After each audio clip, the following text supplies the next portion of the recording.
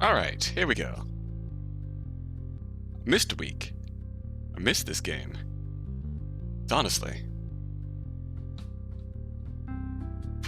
We are on save folder Millie 2. Welcome back to Twofold Tuesday. And let's just jump right back into it. We spent our first night at Millie's place. On the couch. We had a nice walk up the snowy bridge, went a little train spotting, and Millie got a little bit emotional talking about her mother, and let's go. Do you have a history here? Do.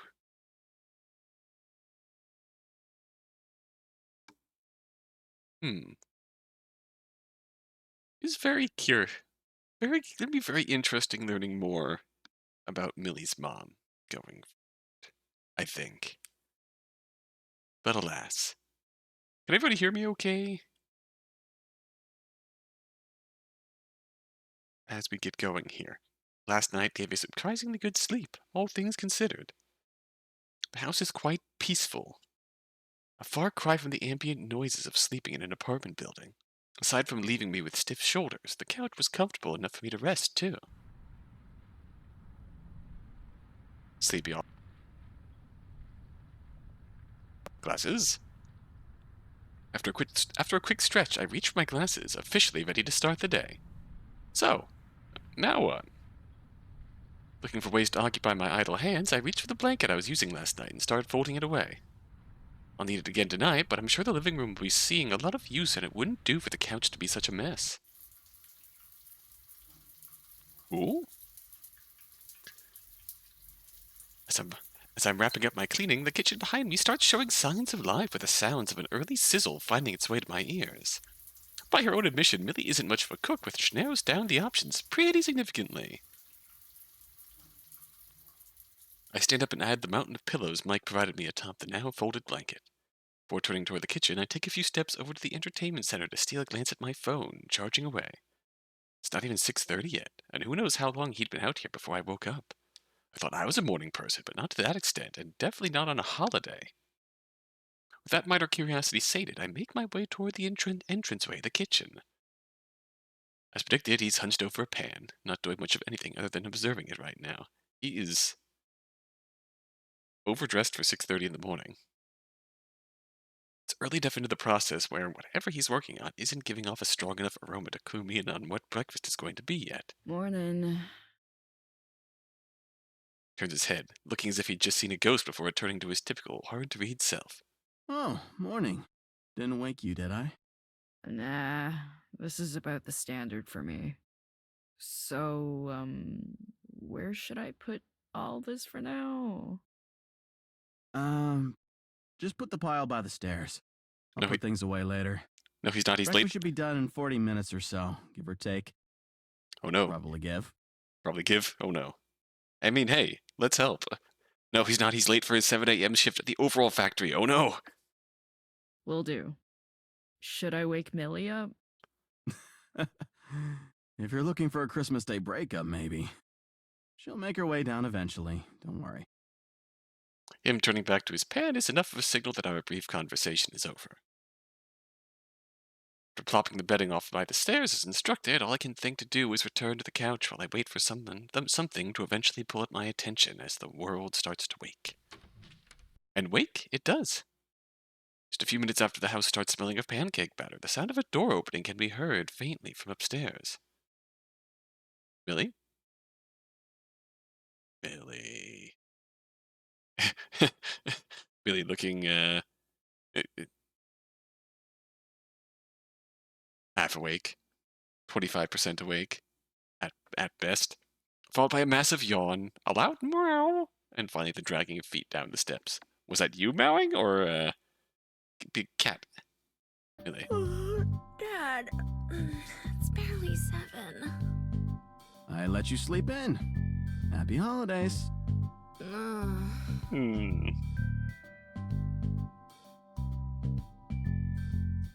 Bunk. Good morning, sleepyhead. Cat!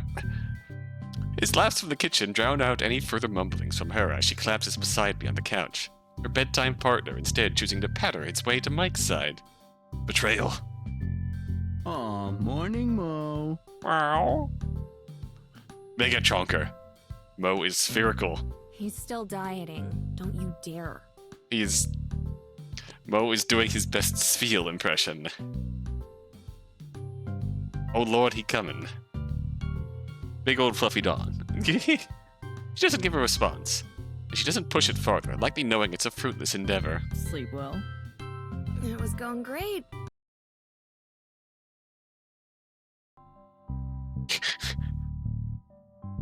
Your cat is not a hecking chonker. It is going to die. It was going... With a yawn, punctuated by her rubbing some sleep from her eyes. I want to feel sympathetic for her, but it's hard not to smile. Sleepy Millie. Cute Millie. How about you? I can't imagine it was too comfortable. It could have been worse. Honestly, it might have even been an upgrade. I think that says more about your bed than it does the couch. Fair. Probably. We share a brief smile before being interrupted by the clattering of plates. Mike emerges from behind us, plates piled high with pancakes on a tray in one hand, a couple cups of coffee in the other, Mr. Mo close behind. Even working in a diner by myself for so long, I'd be terrified of carrying around anything even remotely similar, potential of a mess being almost catastrophic. Your pancakes. The tray finds its way safely to the table before us, with the coffee soon after, hardly a drop out of place. Your balance is impressive, sir. If you don't take your coffee black, just let me know and I can bring out some sweetener. Black works fine for me. Thank you. Sort of figured it would. You seem like the type. I have no idea what the implication is there, or if it's supposed to be a compliment. The fact that Millie's cup is an equal shade of dark probably means it isn't an insult, though. Millie wastes no time taking her first sip, desperate for some help with shaking herself awake. With his hands emptied, Mike brushes them together to signify a job well done and turns to make his way back to the kitchen. Are you not having anything? We could eat together. Catastrophic. Nah, dinner's gonna be an all-day project, I fear. You two enjoy yourselves, though. With that, he's gone. Millie responds with a sigh before turning on the TV on for some white noise and then picking up her plate. I wish you'd slow down at least a little. Considering the gravity of the situation, I can't help but feel it's exactly because of everything going on that he must be trying so hard. The only reason we're here early is to help out with the festivities, after all. Still, that wouldn't be a very helpful reply, so I keep it to myself and we enjoy our breakfast together.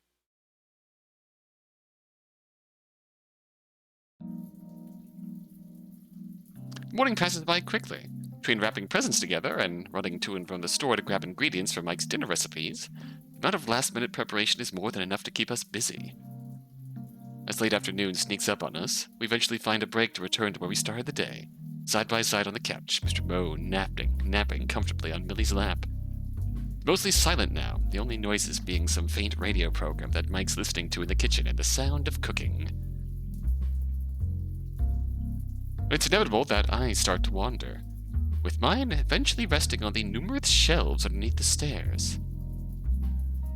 More pictures line them than I can count, Mike absent from most of them.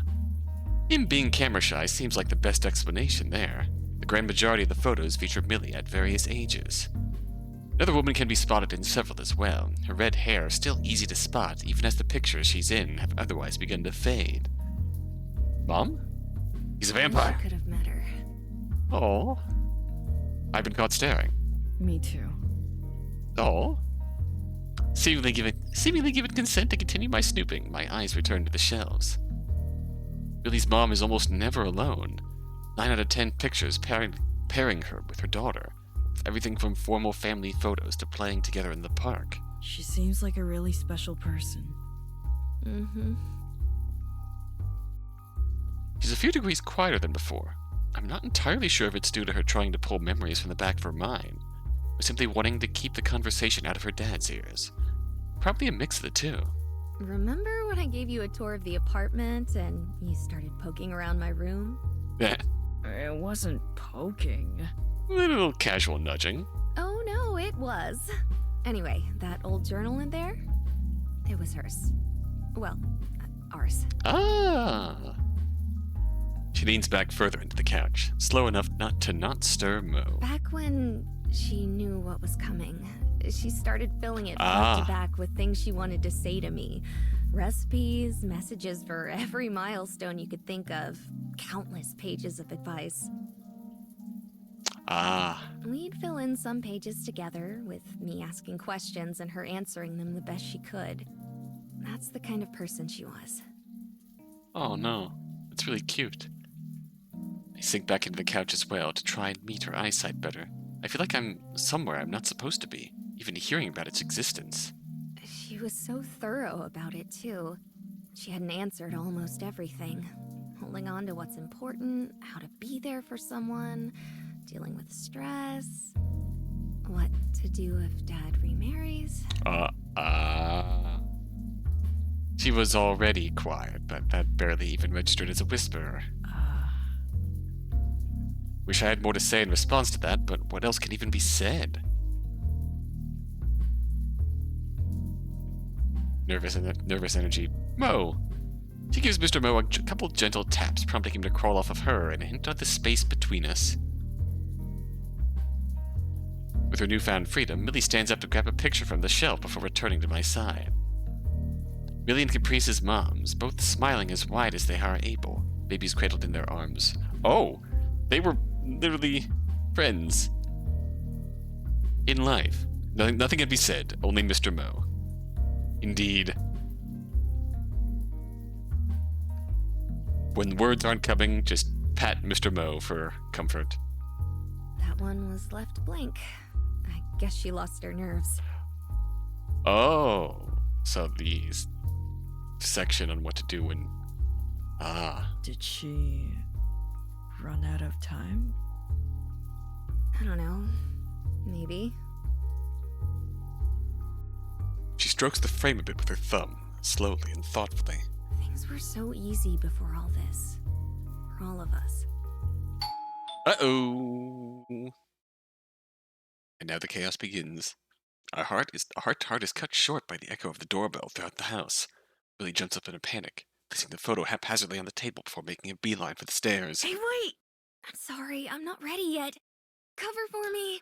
Uh-oh. And she's gone. Mike makes his way out of the kitchen for the first time since this morning to greet me, gazing briefly up the stairs before turning to the door.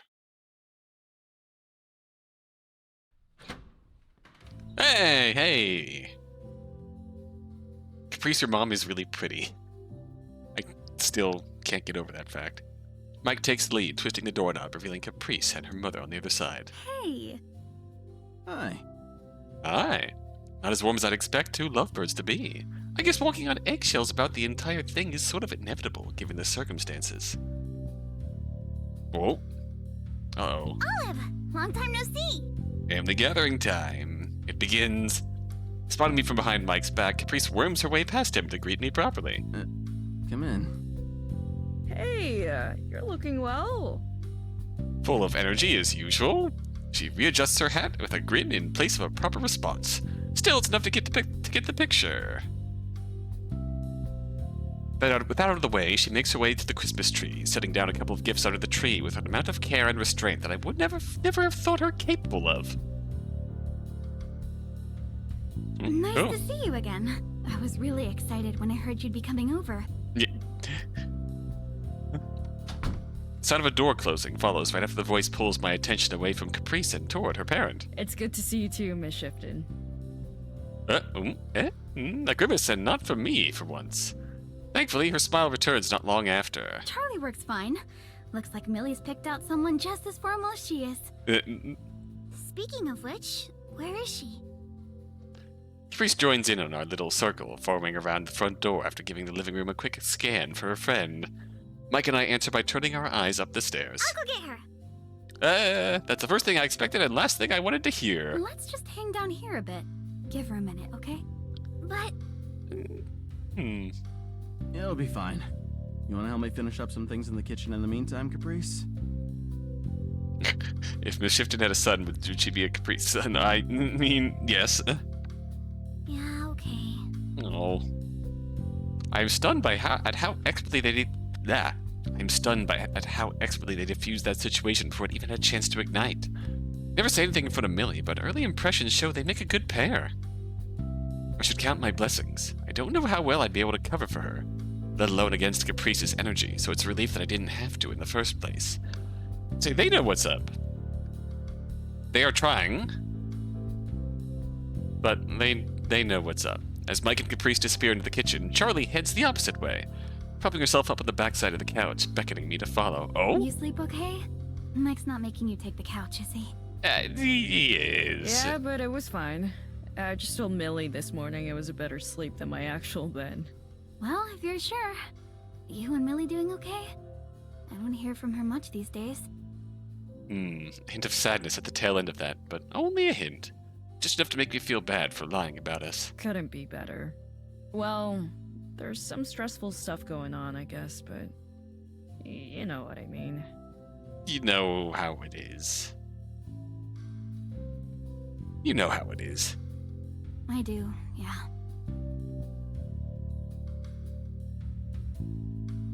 For a small sigh, the smile on her face grows. That's a relief to hear.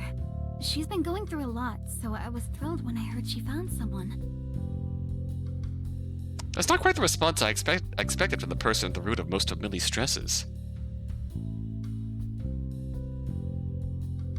My mind thinks back to the picture of her alongside Millie's mom, and my eyes follow. Charlie takes notice, turning her head back to the photo on the table. Oh, the silent implication. Without a word, she props herself up and circles around the couch, picking up the photo frame with the utmost care. And Mr. Mo is here. Hello there. What are you doing? Mo finally takes notice of her presence, hopping off his resting place and rubbing himself fondly across her leg briefly before making his way back into the kitchen. Mr. Mo approves of their marriage. Someone's been reminiscing. Her smile takes on a new meaning, the sorrow in her eyes telling the true story. She brushes slowly at the edge of the frame with her thumb, mirroring Millie's movements almost exactly. Were you too close? I immediately regret asking. I'm not even sure what I'd do with the answer. Nevertheless, she's all too eager to reply. Adelaide was my best friend. I think about her every day. I hope Millie knows we at least have that much we can still share together. I'm sorry. Nothing to be sorry for. Well, if nothing else, I at least have a name I can put to the face now. Adelaide, eh?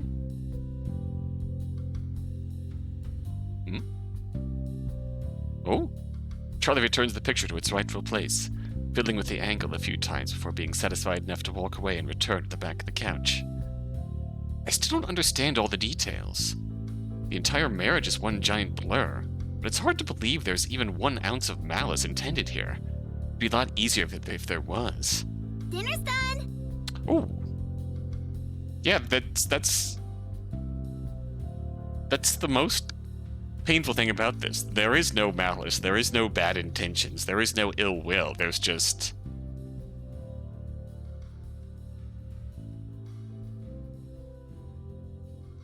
a trauma that Millie has never healed from, and she's not ready to move forward, while the rest of her family is. Caprice's shout gets a small jump out of me, while Charlie is entirely unfazed.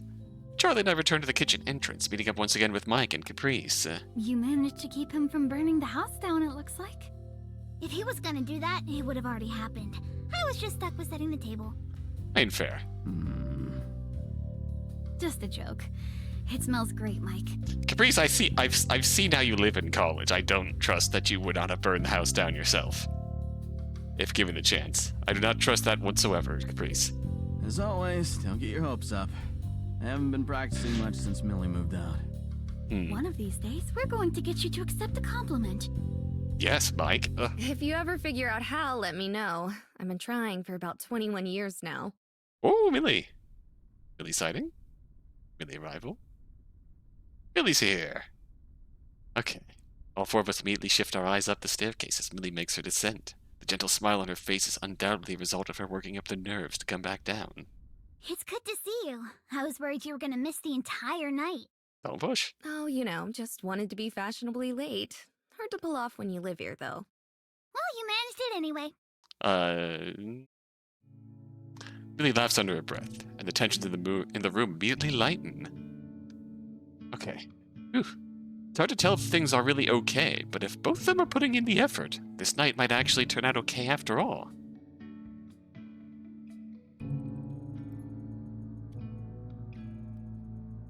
Dinner went about as well as it could have. Kind words, catching up, the odd friendly ribbing here and there. There was also a lot of unsettled pivots away from certain points of discussion as well. It's sweeping the conversation under the rug, but for the sake of the holiday, it was probably for the best. The rest of the evening has been taken up by unwrapping gifts. It's a modest pile, but that just allows people more time to say their thank yous after each one. Millie gives me a countertop rice cooker, just big enough for a couple of cups, likely due to my recent complaining that mine broke a while back. Oh! In return, I managed to find a hardcover copy of one of her favorite novels after learning she likes to collect special editions of her favorites. Oh, just wanted to curl up in my ball in my room and cry under the covers, to avoid facing the implications of my reality. Yeah. Well, that's sweet. Awkward as it is, no one seems to notice or comment on how the most will do after a gift is a pat on the back or a hug. Oh. Our individual piles start to grow as the one under the tree continues to shrink. In the end, all that remains is a thin, medium-sized rectangle from Caprice to Millie. Oh, this is going to be something significant. Mike passes it up to her before resuming his place, standing at the edge of the couch next to Charlie. The angles here are intentional. Oh? She absentmindedly tears away at the wrapping as Caprice starts to slowly lean in to watch. Curiosity gets the better of me as I follow her lead. What's this? Millie's smile drops. Oh no. Caprice, what is... Oh? Charlie and Mike circle around to take a peek. They both seem just as shocked as Millie. What is this? Oh! Oh! Oh! As she tears away the rest of the paper, the gift fully realizes itself as a painting of Millie's mom. Not an artist by any stretch, but even I'm impressed by the quality of it. Even if I'm not sure that's the reason why everyone else in the room looks so stunned. I was originally gonna do it myself. I had been working on it for months, but it just wasn't where I wanted it to be, and I needed it to be perfect. Eileen's the best in the biz when it comes to painting people. Oh! I know you still miss her a lot, so I wanted to get you this. Something brand new of her, like a new memory of her, sorta. Caprice speaks softly, the sincerity plain in her voice. That just makes the accompanying silence that much more painful. I thought maybe we could hang it up somewhere, together. Oh. I don't want you to forget your mom either, Millie. I wanted to prove that. Oh. But maybe with this, we Oh. can move on too? Time passes in total silence, everyone waiting for any sort of response. Millie? Is this gonna be a lot? Ring is missing. Uh-oh. Huh? Her wedding ring. Oh no. Well, that's not a big deal, I'm sure. Oh no. Not a big deal. It's part of who she was. Millie closes her eyes, transparently, to push back some form of frustration while the rest of us look on. She wants to bridge the gap as friends and soon-to-be sisters, and Millie just can't process it. Yeah, Caprice is trying so hard.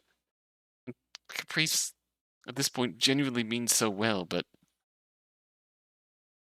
Look, I appreciate it, but I can't accept this. I'm sorry. Oh. Huh? Hey, come on. Eileen only agreed to help with this because it was for you. People care about you, you know? Caprice attempts to playfully keep the mood up, but her voice doesn't match her face.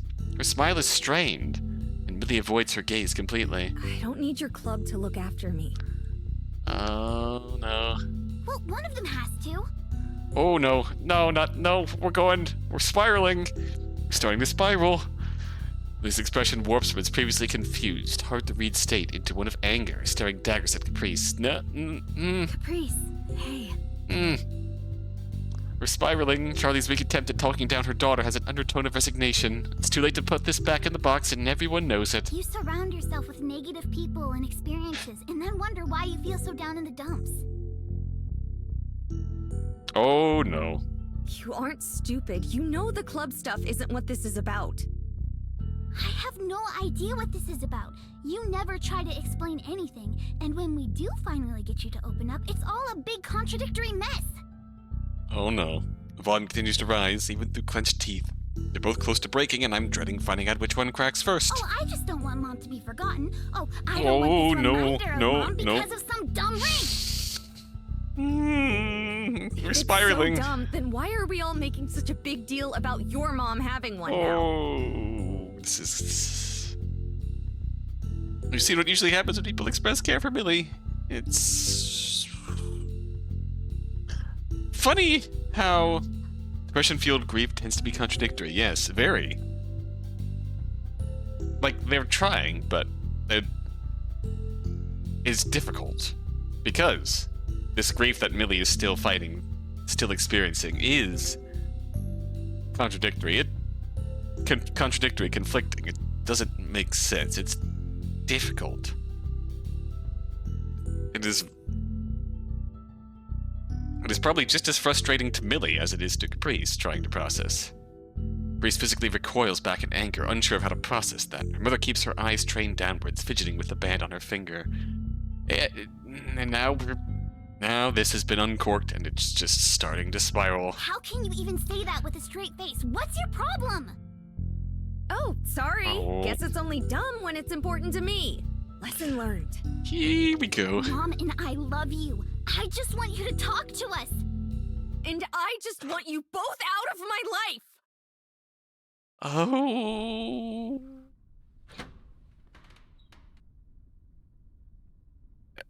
Not waiting for a rebuttal, Millie hastily grabs her coat from the coat rack at the door and opens it all in the span of a few seconds. Go to follow her on instinct before I stop dead in my tracks as she turns to face me. Stay here, Olive. I want... Please. My legs want to deny her more than anything, but my mind refuses to take another step. As the door slams behind her, my heart shatters. Turning my attention back to the couch reveals a totally different scene than the one that was there just minutes ago. Charlie thumps forward, her face buried deep in her hands. Oh, Aid. Mike gently places a hand on one of her shoulders, giving it a supportive shake. Gently picks up the piece of art that unraveled everyone's best intentions for the night. It's a beautiful painting, Caprice. Thank you. Yeah, you actually nailed that. That timing was spot on, Rev. Leaving from the front door, eggs and stage left. It is a beautiful painting. Wordlessly, Caprice stands and leaves the room, slamming the door to the guest room behind her. Incredibly out of my element, and with nowhere else to go, I hit the kitchen. Bury my emotions into the waiting pile of dishes, pots, and pans. As I clean, I feel my face getting hotter and tears prick at my eyes. I should have said something. I should have done something. I should have followed her. I should have done anything instead of just standing there.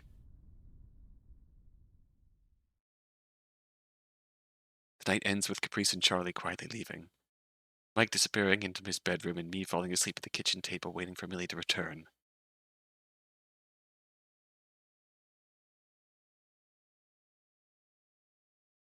A few hours later.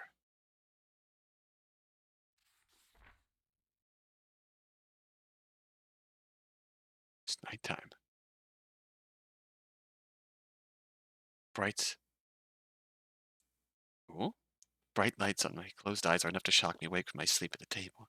Groggily, I rub my eyes and attempt to shield them from the brightness, my neck so stiff from the awkward pose I can barely manage it. What time is it? Mike? First word that has buried my emotions and then waiting pies, and I start to go, yeah, me too, Olive, me too. Honestly, yeah, same. Mike, who seemed to have forgotten I was sleeping here, meets my gaze and immediately apologizes under his breath. Goes back to whatever he was doing. All good? It's getting late. Oof. His tone is enough to alert me. the start, I stand up, glancing at the wall clock. It's nearly 2 a.m. She's not back yet. I was gonna go drive and see if I can find her. She left her phone here, so I can't call. Don't register anything else once I hear that. Already dressed and ready to go, I go over to the front door and take my coat off the hook. I'll go out and find her. Looks me in the eyes for a while, the concern he showed for Millie being directed at me as well. You think you know where she is? I have a pretty good idea, yeah. He pauses. Without further comment, he just nods, putting his keys back on the shelf. Stay safe. I will. This is probably not the time, but Mike is daddy AF. I mean, you're not wrong. You're also right. And, yep. Here we are. Striding up the long road, it looks like I was right on the money. Lily stands on the bridge, arms on the railing and a beer can in her hand. A few more sit in a bag beside her, a couple already empty.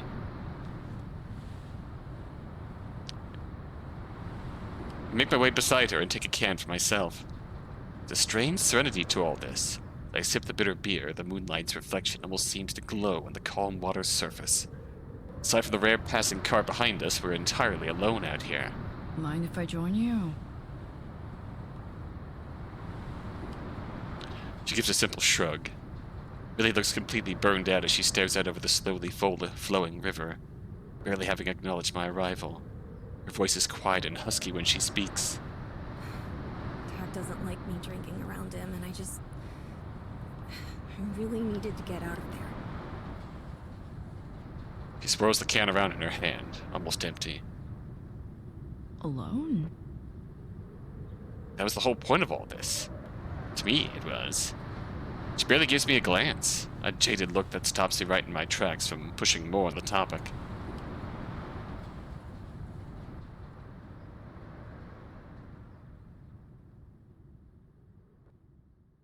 Two of us stand in silence for a while as snow begins falling. Much as I'd like to comfort Millie, I don't know how to open the conversation.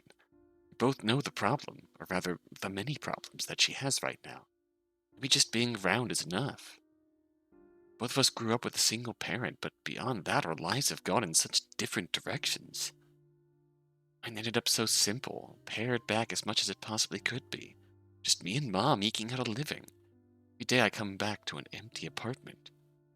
The more time I spend with Millie, the more complex I see her life has become, to the point where it overwhelms her. Her club disintegrating beneath her, to losing her mom, to the wedding and Caprice's reaction to it. The two losing the friendship they once had. I want to help Millie untangle the vines constricting around her. I don't know where to start. Not even sure if I can.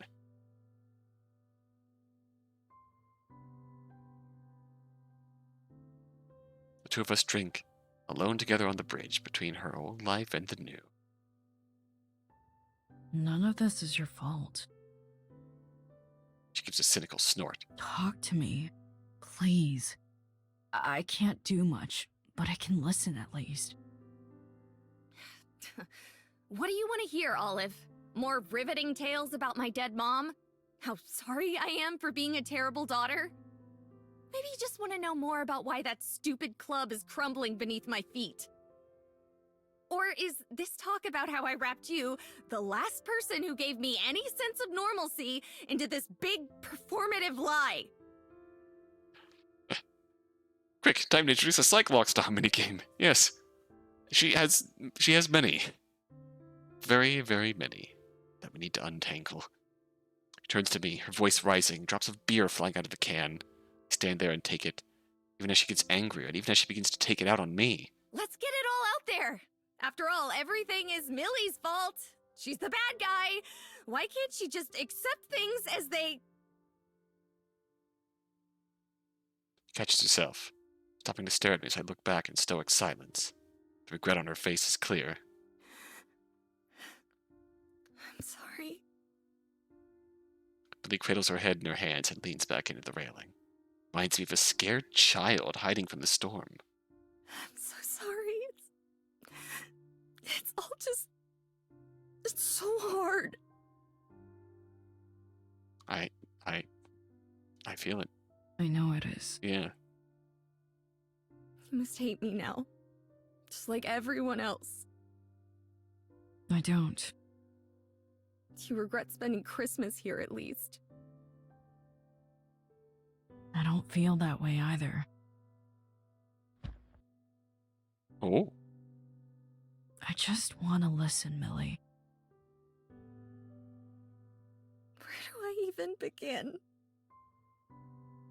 Caprice seems like a good start. Millie's face sours.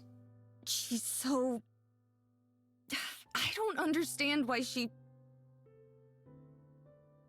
Ever the writer, Millie edits herself in real time, searching for the right words. She treats everything like some childish rivalry between us.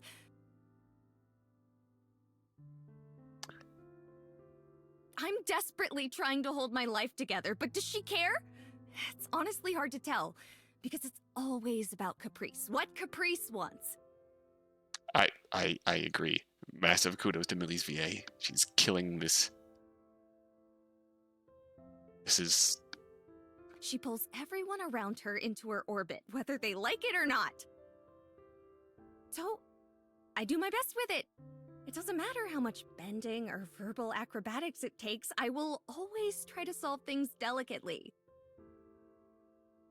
There she is, thrashing around like a bull in a china shop, undoing the peace and normalcy people build for themselves. Once she gets excited, it's as if people's feelings don't even matter.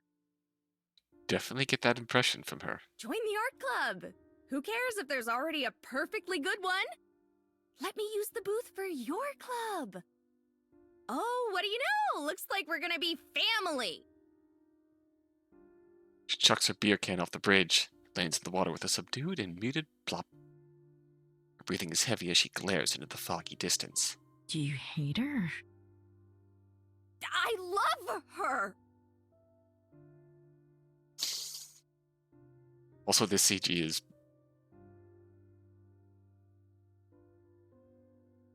She looks back to me. Tears begin streaming down her face. I love Caprice. I always have. She's my sister. Oh, no. Millie throws herself into me, clutching me as tight as she can. Her sobbing is loud and painful, echoing down the bridge. I hate this. Why can't everything go back to the way it was? I don't need our parents to be married for us to be family. I don't want a replacement for what I've lost. Why won't they understand that? As awful as I feel, I remain silent. So many words come to mind. Condolences, assurances, all of them feel unnatural and forced. And so none of them fill the air. I wish so badly I could give Millie the peace she deserves and the happiness to pursue it. The stark truth that I'm forced to face as my coat dampens with her tears is that I can't. There's nothing I can offer. Only useless platitudes. I'm unequipped, out of my depth. So with the absence of any answers, I return the hug and hold her tight until eventually, mercifully, the trembling stops. I might not be able to fix everything, but I still want to help. I just want her to be happy, no matter what it takes.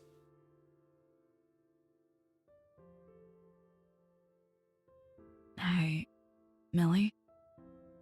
Let's head home early tomorrow. She shakes her head, still wrapped in my arms. I don't feel like I have a home to go to anymore. You can stay with me if you want. For as long as you need.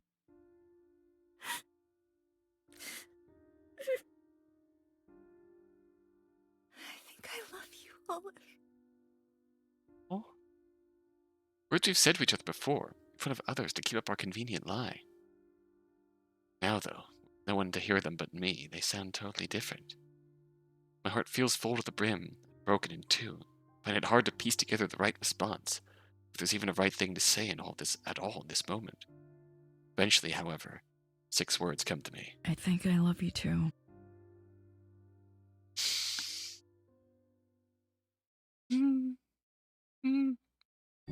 Oh? Oh, what is it? Memories made.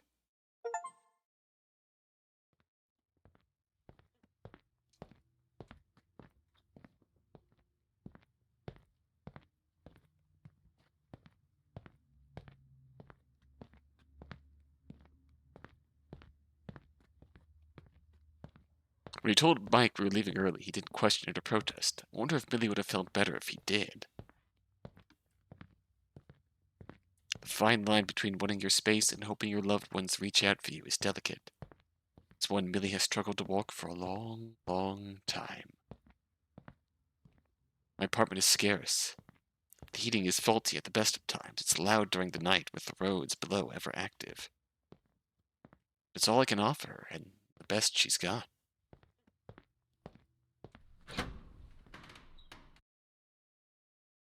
Shivering from the cold morning air, I opened the door to our home. Mr. Moe came with? Small welcome was enough to make me jump and instinctively hide my free hand poorly behind my back.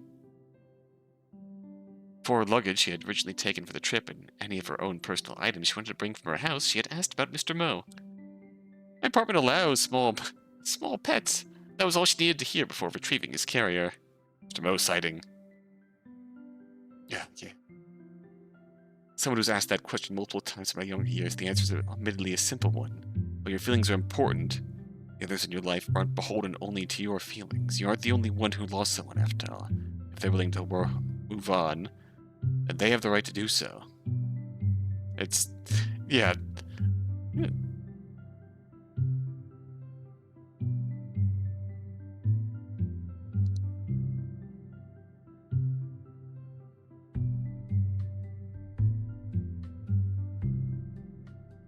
That's going to be a difficult...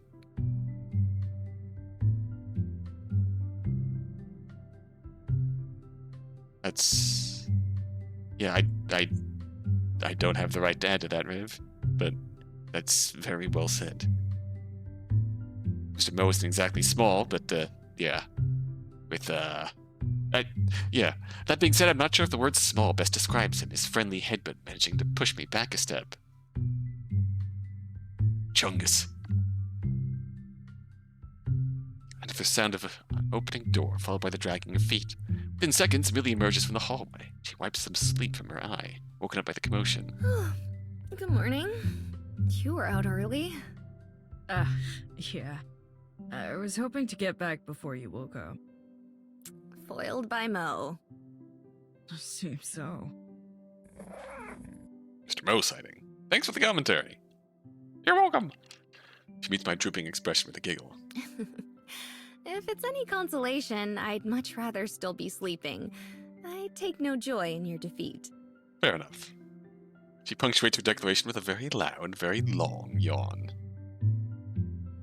When her hand comes down from her mouth and her eyes open, I notice them slowly drag downwards, settling on the modest bouquet hidden hastily behind my bow. Oh, sneaky.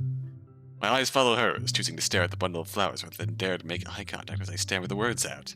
I figured, well, if we're gonna do this for real, we should get our story straight.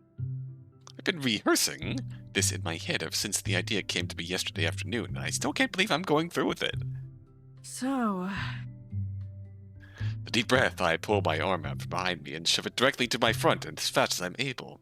It's not an extravagant arrangement, but I tried my best to pick out something she'd like, given what was available. I still can't bring myself to meet her eyes, choosing instead to train my gaze to the floor as I deliver my ramblings. I think I love you, Millie. I don't want things to end after a semester together. Would you like to go out sometime? Oh, they're doing their best. They're doing their best. I keep my eyes firmly trained anywhere but her as I wait for a response. I don't know what I'm expecting. You decide to make things legitimate out on the bridge and confirm things the morning after. I still find my heart beating out of my chest regardless. I wait for an answer, but nothing ever comes. Did she not get what I'm trying to do? Am I just being dumb? Be the first time, I guess. Was I smoother in a fake relationship than... My mind goes blank as her hand envelops mine. My eyes finally shoot up and meet hers again, and met with a heavy blush, mirroring mine, I'm sure. A large, warm smile that I feel like I haven't seen from her in forever. I'd love to. Yeah! I don't have a response past loosening my grip on the poor flowers, relinquishing them to their new owner. Only after they're out of my hands do I notice small imperfections from afar. A slight wilt on a single petal, an unpleasant trim where a flower meets its stem, Nevertheless, Millie gazes to them fondly, slowly admiring them. Guess that's that then. It's official. What can I say? You won me over. Aww. Even as she speaks, she never looks up to face me directly, still enamored by her gift. That story of yours was something else, you know. That last chapter was a real tearjerker. That story you wrote together in literature club? She cradles the bouquet in her arm, allowing her to easily remove a lone flower, a faded pink rose. A shout out to Nico.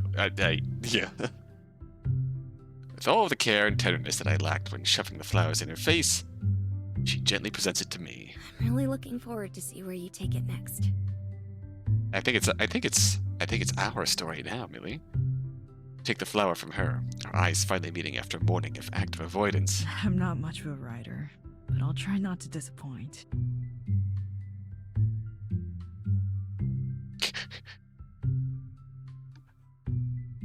My writing class is over. Done. With any luck, I'll never have to step inside that room again. Even after my passing grade, I still never felt confident in my ability to put words to paper. Not really. The first time, though, I find myself excited to start on this story. How could I not be with a co-author like her?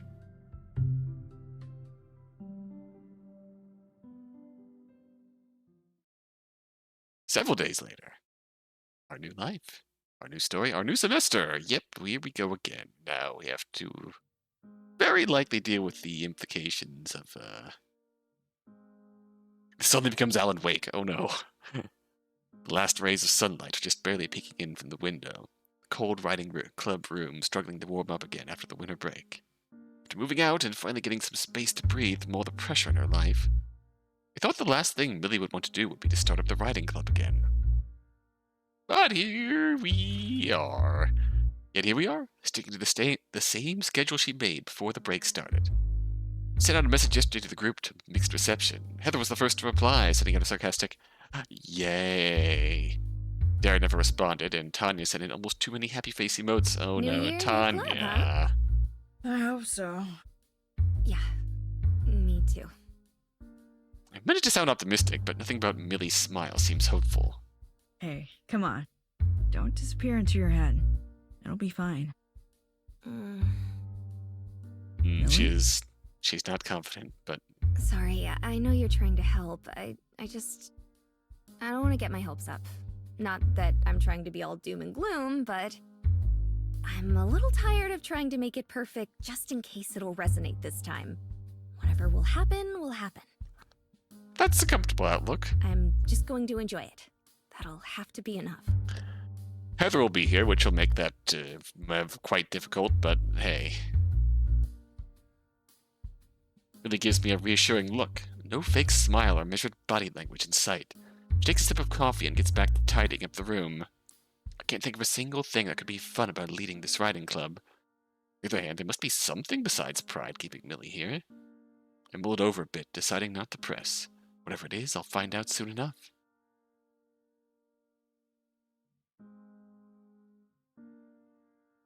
Thank Oh, you, hey. Lee, for making it.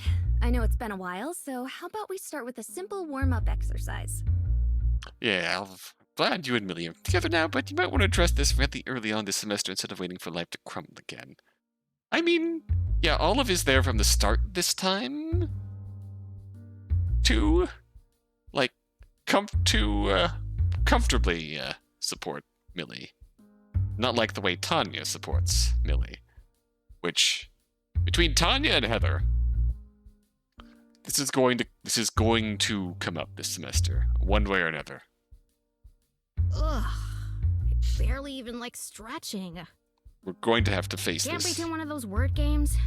Yeah, Millie, I think this club is at its best when you act like a preschool teacher. How about we practice phonetics? Like, OMG, Heather. Do you ever shut your... Cut it out or leave. We're not doing this today. Ooh. Millie closes the book she was reading, from giving both Tanya and Heather a firm glare.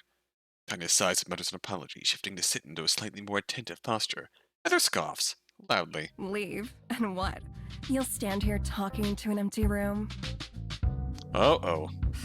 I just just want one meeting where we can try to be adults who share a common love for the craft. Ah, my heart's bleeding. Really?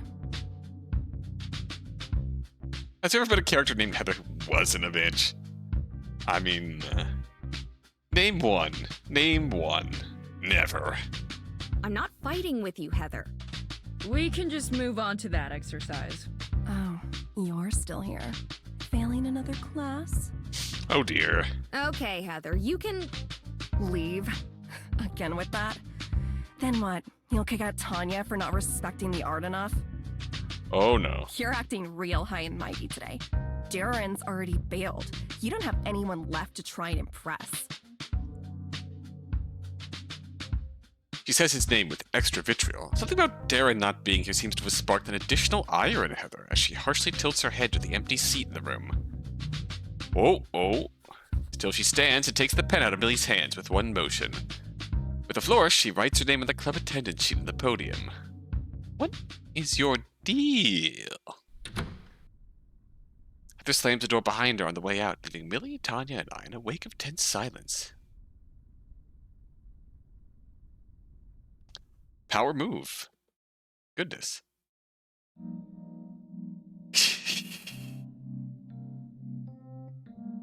Absolutely despise her, yet I love her all the same. If we have achieved our women's wrongs quota. Virgin being sad and depressed versus the Chad being a confident bitch. The rest of the club went by a little smoother, but Tanya was obviously out of it. Billy sprung back surprisingly quickly after Heather's exit, shifting into a couple of short writing exercises before doing a group prompt. The three of us took turns developing a story, one paragraph at a time. Mostly Millie wrote her paragraphs, and while I struggled to do a few lines, Tanya basically gave up after one sentence. Yeah, Tanya's not in this either. Right at the end of the session, Darren texted in several times, apologizing for missing the meeting after a nap gone wrong. On her way out, Tanya invited Millie and I out to a bar. Millie declined, so here we are instead, at my apartment. Home. It's, that's an improvement. It can't be a stream when I'm here without having at least one woman's wrong. Otherwise, you make the women's wrongs, yes. Excellent. When the women's wrongs are not to be found, make your own. This is at least a slight improvement. Instead of, blowing off the stress by going drinking, we can now go home and just be cute together. That's what I said. Can you even believe it? Just being cute together with Mr. Mo. Tell me more, Mr. Mo. Mr. Mo purrs pleasantly, sprawling out into Millie's lap and pushing his head into her hand with every pet. That was... bad. Yeah. She shrugs. Are you doing okay? Markedly better coping method. Cuddles. Thinks over the question in her head a few times. And she rests her head against mine, nuzzling slightly. Her hair is soft and fluffy, smelling of coconut shampoo. Yeah, actually. I am. It's good to be home. Aww. Her voice melts there, as Mr. Mo gives a big yawn and stretches so wide he ends up halfway on her lap and mine. When he left the writing club, she didn't bother writing down a date for the next meeting. A first.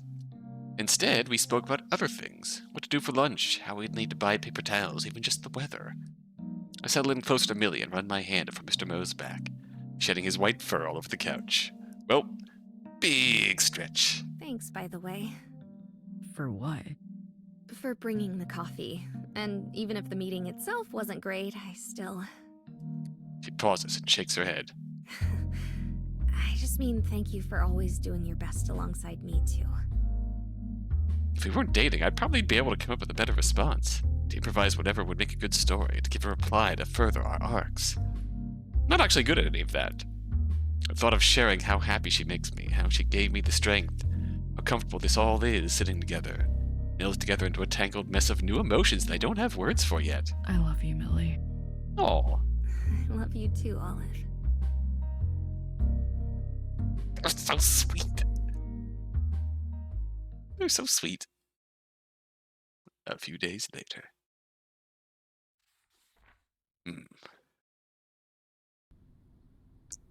Winter's bite is particularly vicious today, the heater in my apartment not doing much to combat it. Having trouble even turning on. It was a struggle to even get out from under the covers this morning, and, well, that's about as far as I've gotten so far. It's telling how eager Millie was to head out on her errands for a run for the day, despite how early it is. The rest of my morning has consisted mainly of sitting on my couch with static from the TV in the background, arms crossed, fully bundled up in my coat and scarf. I keep telling myself at this point I should just go out and do something, but I'm terrified of opening the door, and it's somehow being worse than this. Keep checking my phone for anything from Millie to see if she'll be coming back soon, but to no avail. I'm hopeful getting out and about will at least help her a little. As I continue to debate with myself what my next move should be, it's decided for me by a handful of sharp knocks on the door. It's definitely not Mom or Millie, and I can't imagine who else it could possibly be. It takes a minute, but I eventually work up the willpower to open the door and face the cold. The cold is... Oh, shoot, it's Tanya. Barely needs to crack open for the person on the other side makes themselves known. Oh, hi. Yo, happy holidays! Oh shoot, were you heading out? She was definitely near the bottom of the list of people I'd expected to come barging in. I shake my head, digging myself a little deeper into my scarf in the process. Just freezing to death. Hey, don't take this the wrong way, but how'd you get this address? Ah, you know, just asked Millie about it yesterday. Told her I wanted to drop off a late Christmas gift.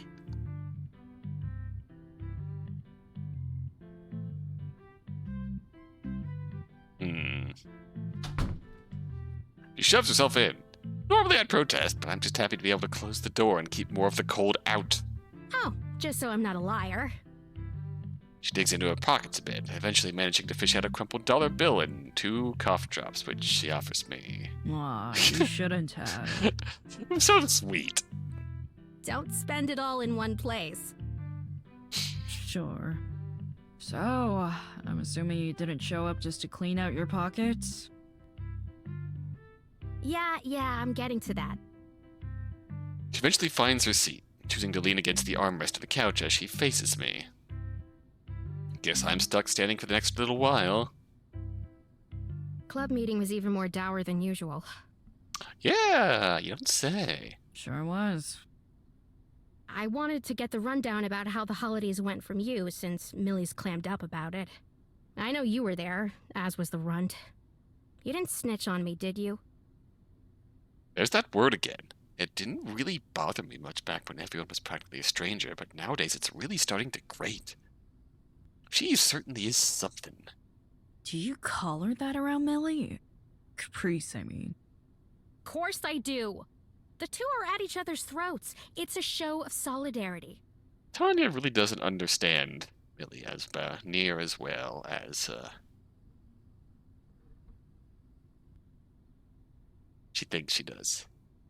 You should probably stop. What's this about all of a sudden? Did the family get-together make you turn heel that quick? Actually, she might be a pro wrestling fan, which might earn her some points back in the good books. But then again, she's also a pro wrestling fan, so that earns her just as many points in the bad books. Whether intentional or no, she's doing a decent job of pressing my buttons. It's a real struggle not to start raising my voice. Okay, look. Caprice screwed up, or maybe she didn't, I don't know. But even if what she did made things worse, the point is she was genuinely trying. They both were. Bet you like Punk's return to WWE. Yes, honestly. What'd she do exactly? Doesn't matter. Either way, the point being that the names aren't helping as much as you think they are. Tanya remains silent, eyes firmly focused on the floor beneath her. It'll be fine, eventually. They'd had plenty of scuffles. What's another piled on top? No, this one's pretty bad. I don't know about that. This one felt different. Millie ended up storming out of the house afterwards. Was out all day and the day after, too. When I finally found her, she'd been drinking. Wins from Tanya. This one not really intentional on my part. That's probably my fault, huh? Hmm? She allows herself a deep breath before continuing. Maybe she is more self-aware than I give her credit for? I started this conversation sort of frustrated, but I really didn't mean to get her to a state like this. Those two started arguing before Millie was drinking age. I'd pass her a can every now and then when she went on one of her rants. A friendly enough gesture, right? Eventually, her birthday rolls around, and not long after, I take her out to my usual place after a particularly bad spat. She's flat on her face less than half an hour in. That all checks out so far, in my personal experience. No biggie. I drive her home since I barely had anything at that point. The runt, Caprice, acts concerned, helps her in, thanks me for getting her home. The typical stuff you'd probably expect. All's well that ends well. That definitely also tracks with Caprice not really being too thrilled with Millie's drinking, because Caprice knows that Millie is having issues related to the family that she's not dealing with well, and the drinking is not helping. So, of course, Caprice would get angry about this. And then it happened again after a bout with her folks. Caprice is a lot less understanding that time around. Then a third, this time with a little scrape on Millie's knee from a small tumble she had. Nothing she wouldn't be able to walk off. Now this is becoming a bad pattern. Still, Caprice would have woken up their entire apartment complex with how much she was screaming. Wouldn't surprise me if she did. Millie stayed sound asleep, though, of course. She's been inculcating bad habits, unwittingly, but still. Right, this is a bit of self-awareness that Tanya desperately needs right now. There's that mystery wrapped up. The fact that Millie never actually caught wind of why Caprice acts the way she does around Tanya shows an impressive amount of restraint from all involved parties. Since then, I've just let her crash at my place when she goes too crazy. Easier to do that than deal with the yelling. Yeah, makes sense.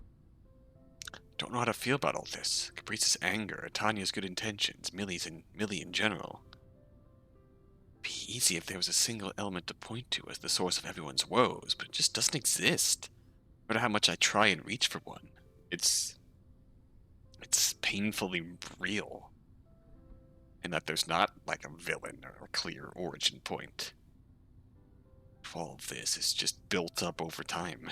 Anyway, I guess it's about time to hit the road. Sorry for barging in. Don't let me keep you from your shivering. She pushes herself up from the armrest, reaching up to pat me on the shoulder as she makes way to the door. Don't worry about it. Feel free to drop in whenever.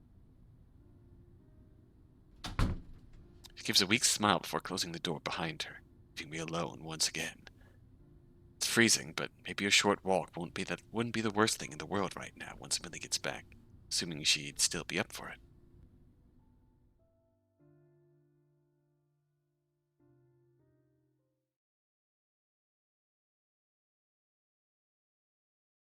A few days later. Oh. Uh-oh. Didn't you already eat?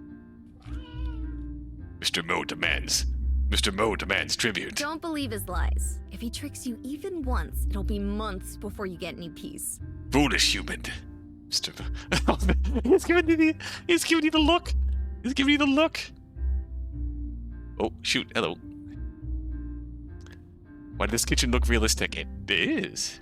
Not the eyes. Not the eyes.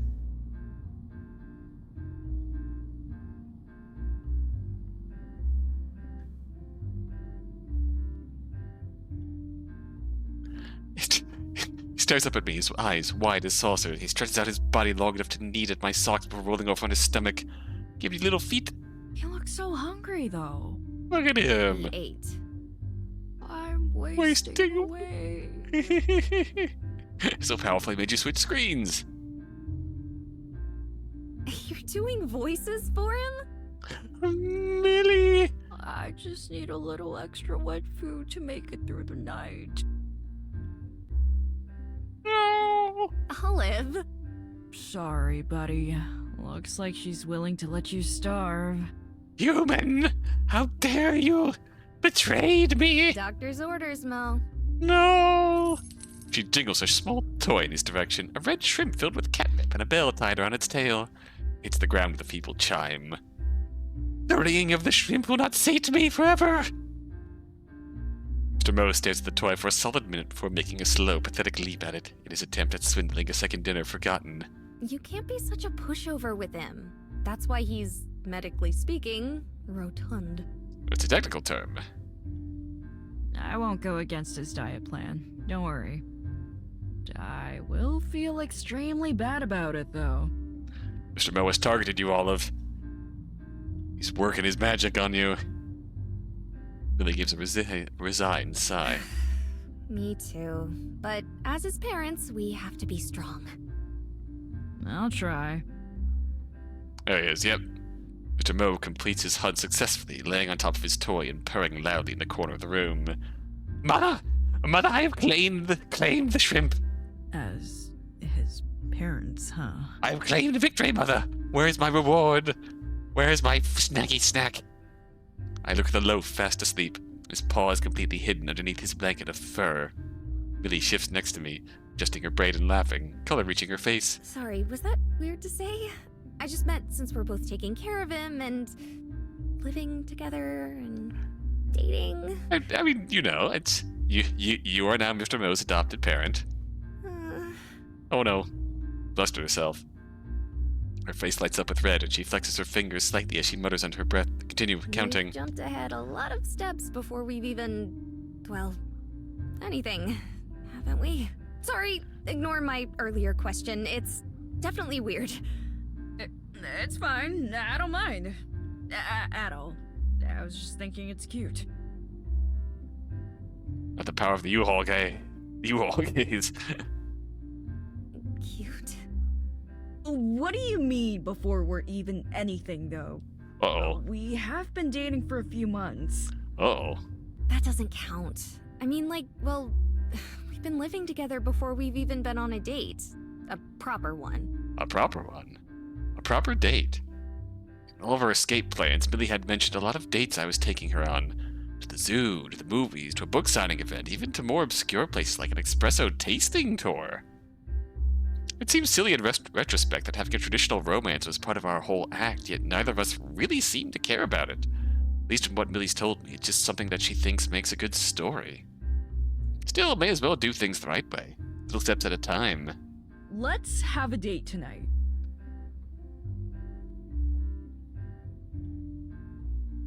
Oh? Millie blinks, surprised by my sudden introduction of plans for the evening. Butterflies slip in my stomach. The ability to say romantic things came easily when it was pretend and had remained natural now that it's real, but the sudden overwhelming shyness is impossible to power through. That's how you know it's really... That's how you know you're really going out and... That's how you know you're really getting into it. I instinctively adjust my glasses just a little too long to hide my face. Oh, not that I don't want to, of course, but we don't have to do this tonight just because I brought it up. It's not just that. I want to have a date with you. I just realized I should have suggested it earlier.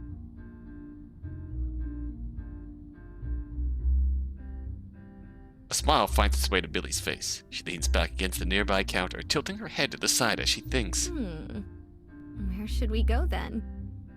Glanced at the clock on the wall. Its hour hand creeping closer to 4. It'd probably be hard to get any last-minute reservations now, huh? Not that we could afford anywhere fancy anyway. Fake dating was really the best in that regard.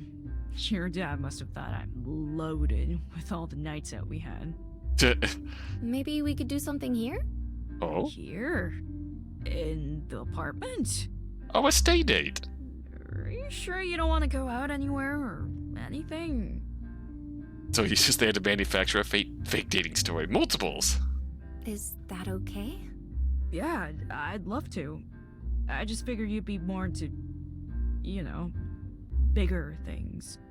Love, in a way it is kind of precious that, as much of the stories that they've crafted together on their dating expedition, when it comes time to actually go on a date, they don't actually want to do anything flashy, they just want to be together. fake girlfriend Millie's tastes are a lot more expensive than mine. It's way harder to argue with someone who has plans to go out than it is to ask them to put off a cozy movie night. So it was a bit off. Still, a cozy date night sounds like a dream. Then, at least let me prepare dinner for us. It's finally our first date. What the readers have been waiting for. I have to set the tone for the rest of the story and all that. Exactly. Cook dinner together, cuddle on the couch, have a movie night. That's a good date to me. Heck Oh, yeah. You're such a romantic. I love it. Oh? Oh? Millie fixes a stray piece of hair in the same movement, looking herself over. Her brows knit together before she quickly bounces back to the present, giving me a heart-skipping smile. Well, I think I'll take the opportunity to go get us some refreshments. See you in an hour or two? Sounds perfect. There we go. Plans. Obtained. Millie begins gathering things, flitting from one shelf to the next as she grabs smaller trinkets she's left around the apartment. From her phone, to her wallet, to her keys, she bounces to and from, putting them in her pockets. Meantime, I start rummaging through my fridge, trying to put a meal together in my head as I go. Alright, what do we got? I hear Millie giving Mr. Mo pets and tell him not to beg me for any scraps while I'm cooking. After that, she leaves, the absence of the sound of the door locking reminding me once more that I need to get her a key. Pulling out a selection of ingredients from the fridge, I get to work.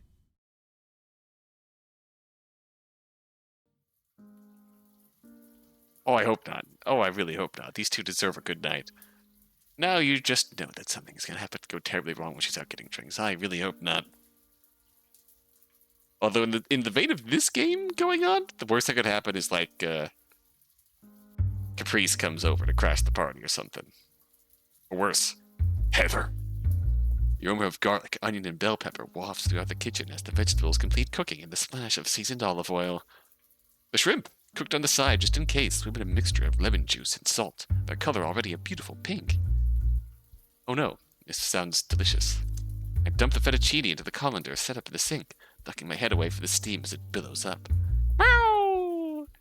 Mr. Mo yowls in protest at my feet, the scent of seafood reminding him of how he's only eaten 3 bowls of food so far. 3! Onions, yuck. Tough, Red.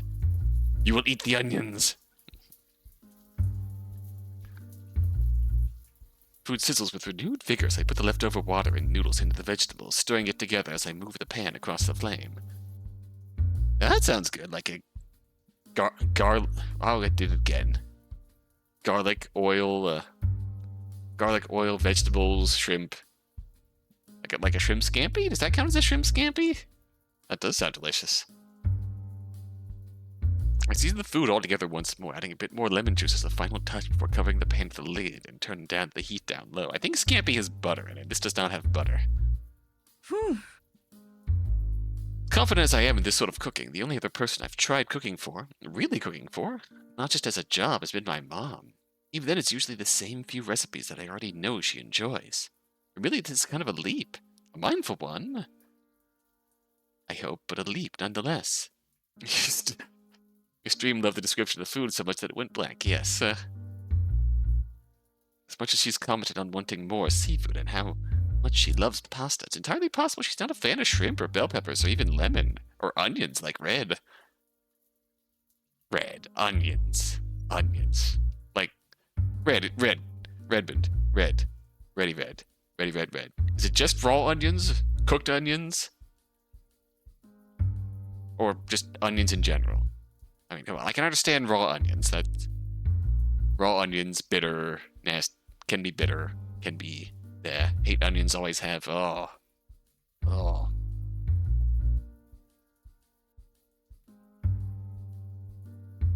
Still, my gut says that she'll like it. And the move completely unlike me. I've decided to trust it. Yeah, we love that for them. Wipe the sweat off my forehead. The setup was pretty quick, taking me less time than I'd expected. Checking my phone, there's no word yet from Millie either. I wonder if I still have those candles Mom left.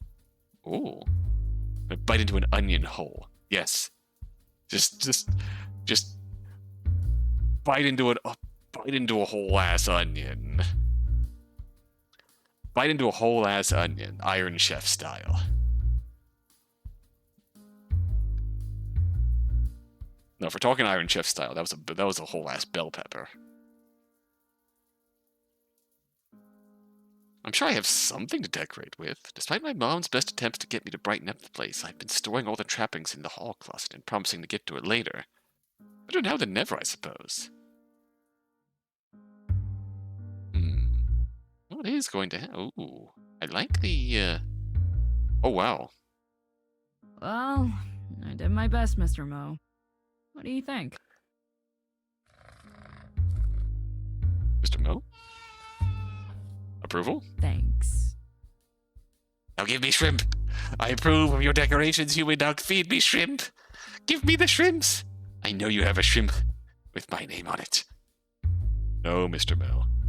Placements at the table are definitely spring-themed. Pastel flowers and sun rays adorning the entire design.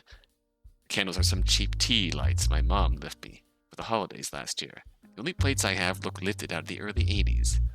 The fairy lights around the room at least provide a nice ambience, sparse as they are. Now, I don't have time to change my mind about it. Millie's familiar rhythmic knock sounds from the door before she enters.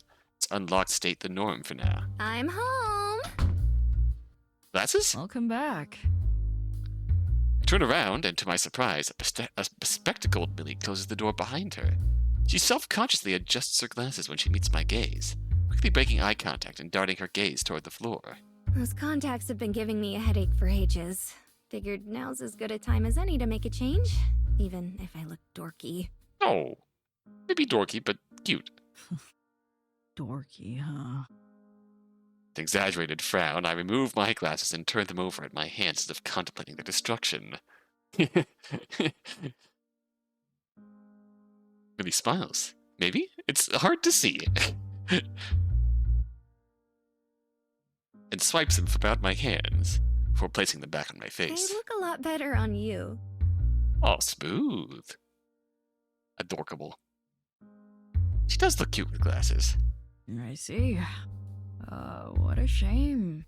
Guess I'm just a dork by nature. You know that's not what I mean.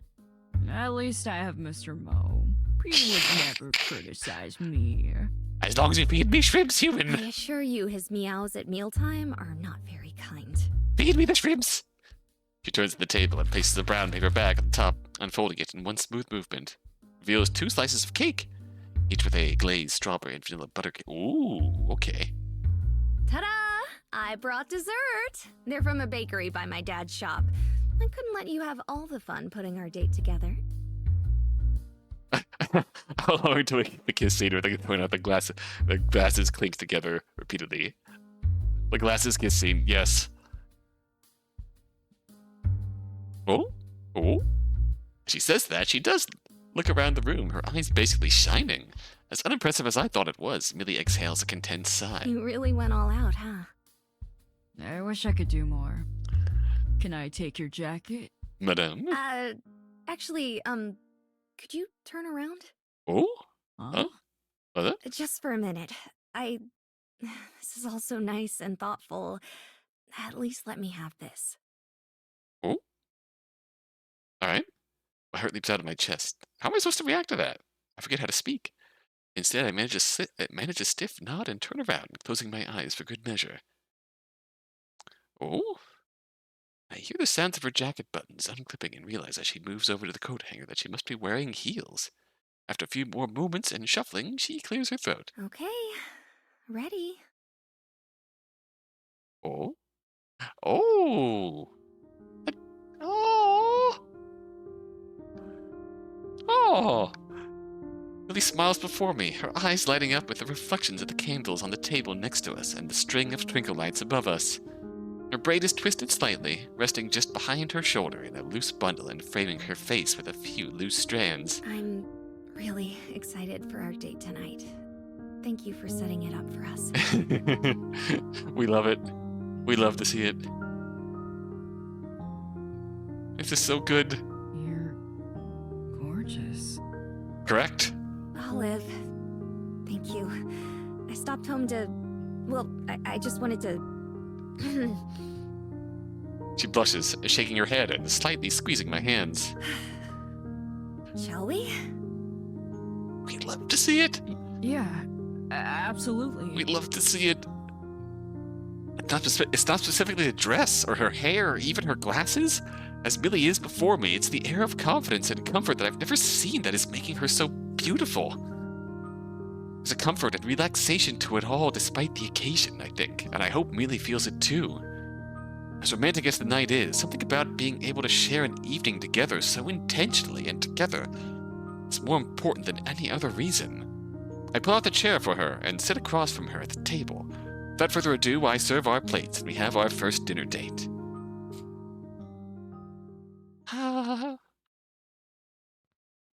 Yes. Yes. So good. Olive, I now feel very underdressed. Yeah, I'm so full. That was amazing. Thank you for cooking. honestly, that would be my reaction to it. I feel incredibly underdressed right now. It was my pleasure. I definitely overate too. We share a small groan and laugh. The outside air is refreshing, cold, but not unsufferable. After eating our weight in pasta, Millie suggested we walk it off. Night is filled with lights from leftover holiday decorations and street lamps, and yet it's like we're the only two people in the world.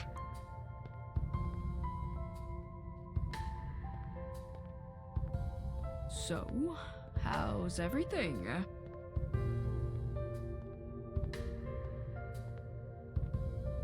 Is that an attempt at small talk? Only if you want it to be.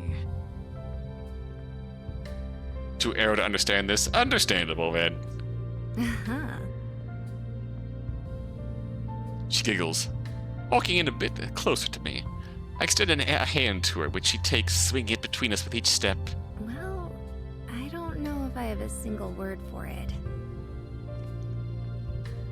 There's the romantic togetherness, but hopefully there's some pleasure in just plain old domestic togetherness. It's like at Christmas when I saw the painting. Everything that was held together like a house of cards just sort of collapsed. Everything that's happened after, you finding me, us moving in together, and now our date, it feels like it's building back up. She pauses, long enough for me to be unsure that she's going to continue. The distance, the plaza lights are coming into view, filling the horizon with a warm glow. Can I ask what you mean exactly? Oh, what's being built back up, I mean? Stability, I guess. Ah, that's... You know what? I see it. I can see it. She looks up toward the sky. I follow her gaze, trying to see whatever she sees. The stars aren't really visible. They never are. Not here. Only a few bright ones manage to peek through the pollution of light and clouds, and the rest are airplanes or radio towers flying by. Ever since my mom passed, I've always felt unbalanced. Like I was this close to falling one way or another. She was my rock. Every morning we had breakfast together. Every night we read together, and one day she was gone.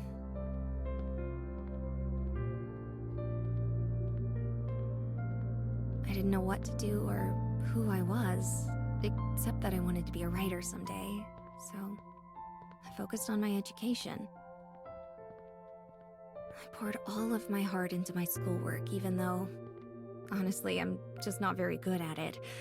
It's only through hours and hours of hard work and tears that I am where I am now. That's respectable. It's why I was drawn to you.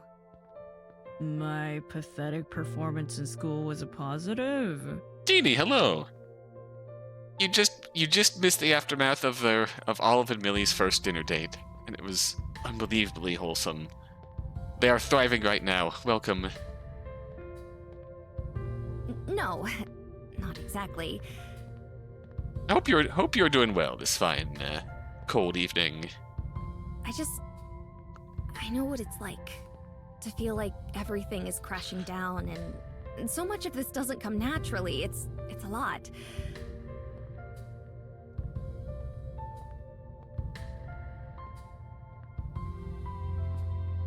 But I always had Caprice. Honestly, if you'd chosen the art club, you might have been in better hands.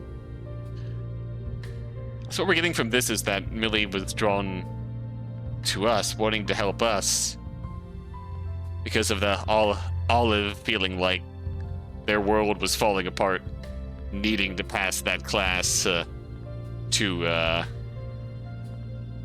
survive in their school career. I never imagined you would struggle with that kind of thing. Honestly. It comes in waves. It was really hard in middle school, but I managed to find a way to power through. Even when I didn't want her to, Caprice had been pushing me forward, helping me study and still find the time and energy to pursue writing. But then, the engagement happened. Exactly. I felt like I had made a terrible mistake because I realized just how much I had relied on her. I love her, I do. She's my sister, whether her parents got married or not. I wish she understood that, but she either can't or won't. I think she does, but she's, But Olive, with you, I feel like we're in this together. I helped you get through writing, sure, but that's all it was. All of your accomplishments are still your own. oh, I felt like I owed every single one of my own dreams and successes to someone else. Do you get what I mean? I think so. In a way, at least. I don't think... No. I know I couldn't have passed that semester without you there. But I don't think that was a bad thing. You were there when I needed you. I felt relieved when you asked me to help you get some space once in a while.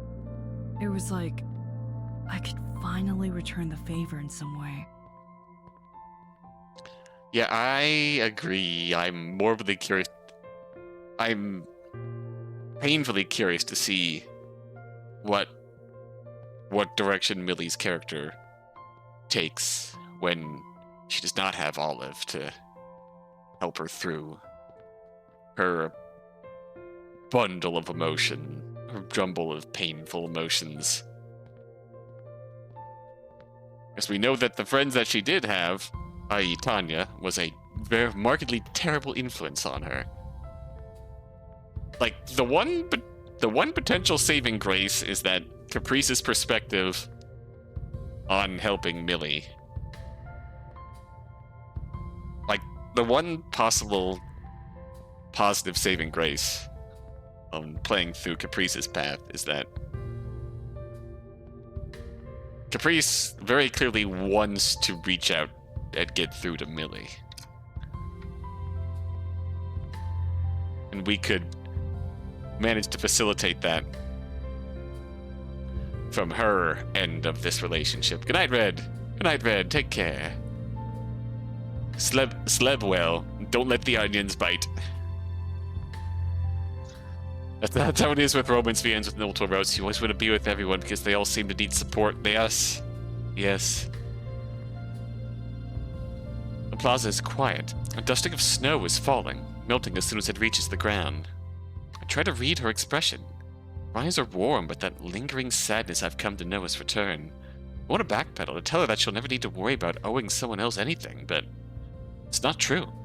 I owe so much of where I am to her, to my professors, to my mom. We're supposed to help each other. That's all I need. Your confidence and energy, finding yourself. That makes me so happy. I just still want you to be able to turn to me because I love you. I'm not easy to have as a partner, you know. I need time to work things out, to think them through.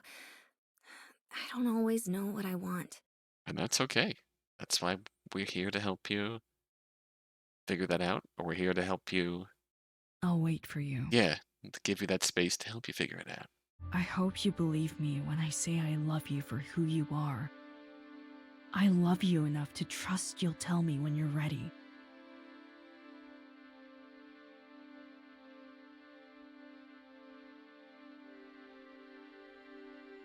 My heart skips in my chest at the thought. It's easy to say, but I understand what she's coming from. It's scary to allow yourself to be loved, especially when it requires effort and inconvenience. But through Millie, I've come to understand that having someone you love burden you is a gift. I want her to rely on me. I want to rely on her, too. Is dating me what you want right now? Determined, Olive. I love that. I try to ask this delicately, to make sure. We came together at a tumultuous time, and I want her to know more than anything else that it's okay if she feels otherwise. It is. She responds softly, but the dedication in her words leaves no room for doubt. I love you, Olive. I want to think about everything we've spoken about. But I at least want you to know I'm very happy spending our time together like this. I'm happy with you. I'm happy with you too. There's that smile. Can I, She stops herself, advancing away. The giant holiday tree behind us illuminates her with a golden light. Can I kiss you? Ah! Read her mind. Read her mind. Her unfinished question finds its way to me. Turns to me in surprise, then nods, color reaching her face. Please do.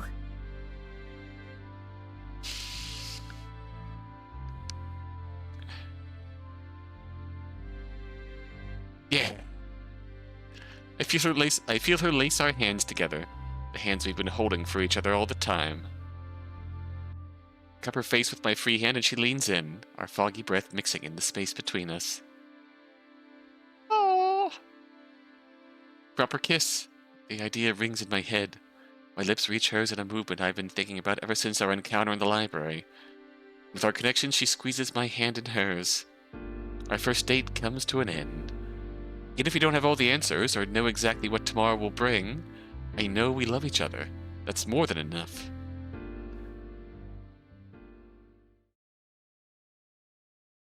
He'd love to see it. Next day.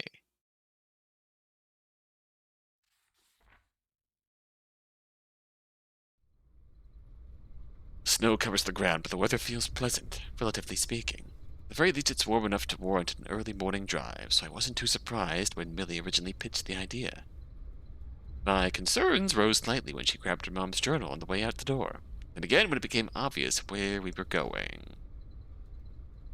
Junebug comes to a stop off the side of the road, puttering as her engine comes to a rest. We're here. Oh, we're going to see? We're going to meet her? Dang, should have reversed the two hearts. Oh. Good point, yeah. It's... Ah. We hold hands as we slowly make our way across the bridge, both as an act of intimacy as well as a means to share our warmth. In Millie's other hand is her journal, clutched tightly.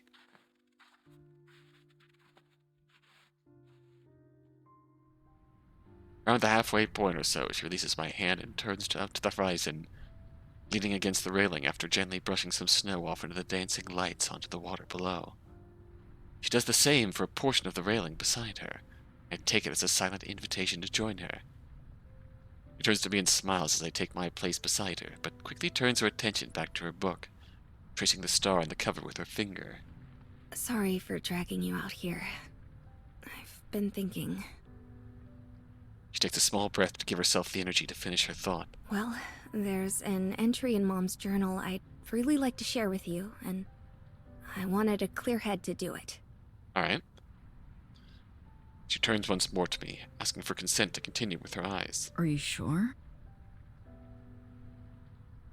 Mm-hmm. More sure than I've been about a lot of things recently. She continues to stare at me. It's only after a few moments I realize she's waiting for a confirmation.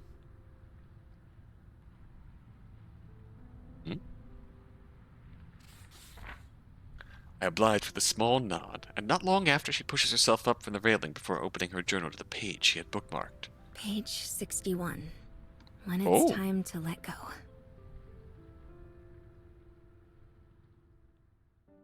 I've left a lot of hopes and wishes for you in these pages, but this one is extra important. Sometimes in your life, and sometime soon, you'll realize that things that once made you happy simply don't anymore. Baby Millie. When moments like this happen, I want you to know it's okay to let go. In fact, you should. My gosh.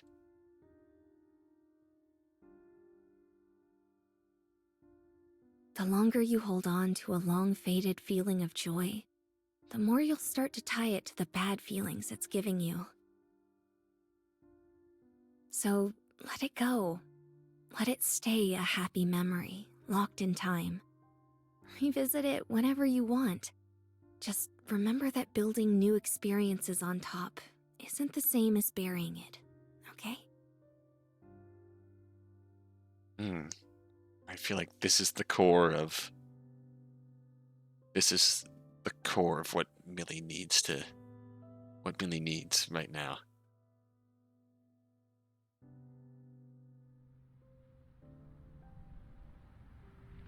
Millie's mom was wise and retrospective as fuck. Yes.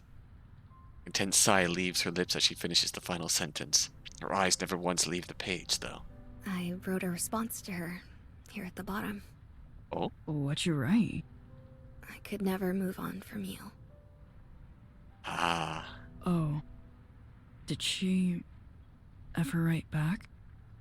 She shakes her head. The movement is so subtle it barely registers as such. I wrote it after she left us. Ah. Oh, Millie. A part of me feels compelled to do something. Grab at her hand. Pull her close. Anything to narrow the distance between us in this moment. Instead, nothing. I stay locked in place, and she hers. I've read every page of this front to back hundreds of times. I could recite every word of hers by heart. These past few days, though, I find myself revisiting this entry, time and time again. I've read every word, but registered almost none of it, really. If we think back to Christmas, Caprice in her way was trying to impress this upon Millie, in a sense, in her own way, which was honestly surprisingly heartfelt. But Millie, it appears, her own admittance, was not ready to register this lesson. She finally turns her gaze back to me, smiling sweetly. Where I expected to find sadness, I find none. Her face instead reflecting a kind of peace I don't think I've ever seen her show. I would respond, but find myself just as paralyzed as I was before, not entirely sure where she had intended to take this. The silence doesn't seem to faze her, gently closing her journal before digging into her coat pocket for her phone. Pulls it and immediately starts tapping away with her one free hand. Oh? Not long after, my phone starts buzzing in several small bursts. Millie looks at me expectantly, and I hesitantly check on my phone as well, a feeling of unease overtaking me. I wonder what I'm going to be met with. Oh! Regarding the writing club. Hello everyone, I'm sorry for the lack of communication lately. I've got an announcement to make regarding the writing club. Our next meeting is scheduled for this coming Thursday, and it'll be our last. Thanks for your understanding. I hope to see everyone there to send the club off. Ah. My heart, originally stuck in my throat, drops deep down into my stomach. Club. In my time knowing it, at least, has always been in such a dire situation. I wanted to believe we could make it work. She deserved that, at least. Millie, you don't have to... It's okay, Olive. Really. Joins me back on the railing, completely unfazed by the bombshell she herself just dropped. Honestly, this is really, honestly, for the best. The time between the last meeting and now has been the happiest I've felt in a while. And I've been thinking a lot about if it was worth trying to keep it going. Really is a positive step. It's the right thing to do. I've decided... I think I'm ready to let go. Of this, at least. It's progress. It's time. It's time. I grip the railing, even as my fingers protest against the freezing steel. I really wanted it to work. At this, she takes a small step toward me, close enough to have our shoulders touch. I know. Thank you for believing till the very end. It means more than you know. Bump. She nudges my shoulder, prompting me to meet her eyes. I know this is the right thing to do, and I feel good about the decision right now. But I know the day of is going to be tough. I hope I can count on you then as much as I have been lately. For the first time all day, I know exactly what to say. And every day after. Oh.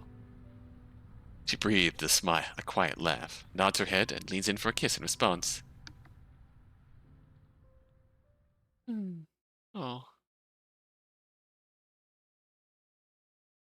Letting go. A few days later.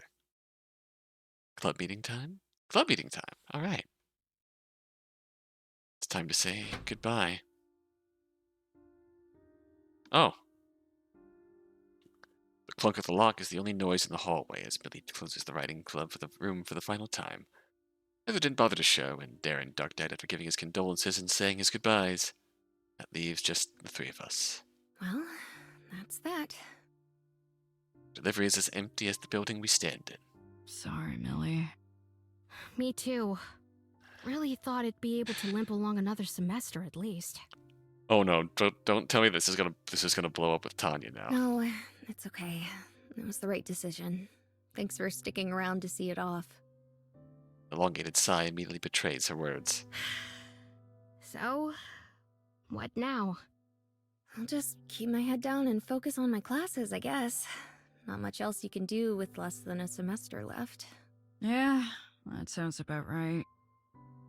Tanya fidgets in place, trying to find a proper response to our defeated answers. Well, you know what they say. Don't cry because it's over, smile because it happened. Or whatever. How about we go out somewhere? My treat. Tanya? I thought we were getting somewhere with this. You sure you can afford that out of the blue? Not like my day-to-day life is luxury living. Splurging every once in a while is easy enough. It's okay, Tanya. I just appreciate you showing up. Come on, let me do this at least. Please. You've already done more than enough. Don't worry. Tanya's entire demeanor was off all day. She was unusually active during the meeting today and even offered to help tidy up the room before it got locked up. It's becoming increasingly obvious why. I don't... Tanya scratched the back of her neck in frustration, searching her brain for anything to move the conversation forward. Eventually she finds them, but breaks eye contact with Millie in the process. Millie... I think I owe you an apology. Oh? Tanya, you really don't have to. Sorry, but she needs to hear this. Okay, so it's not gonna blow up, but it's... Maybe this is a positive step. Tanya steals her previously unsteady gaze upon Millie. I've been doing you dirty for a while, and honestly, the truth is... She takes a deep, soothing breath, then lets it out. Oh. I really don't care about writing. Well, the honesty is, Millie and I are both at a loss for words. All the build-up and stress, all for something so menial. Despite the long pause that followed her revelation, Millie and I never seized on the opportunity to respond. Not wanting to let the silence hang, Tanya continues instead. Millie, I fucking knew. But Millie, I really care about you. Two of them stand there, staring at each other outside of our empty little club room. Tanya holds her gaze, fighting back the cracks in her voice. I don't think it's honest to call this menial. Not anymore. Not to her. I know. Yep. Millie doesn't move an inch, save for the new smile on her face. Even still, that's enough to send a shock to Tanya. You... We've been friends for years now, Tanya. It wasn't hard to tell your heart wasn't in it. Oh. I should be apologizing to you. You shouldn't have needed to stay for my sake. I'm sorry.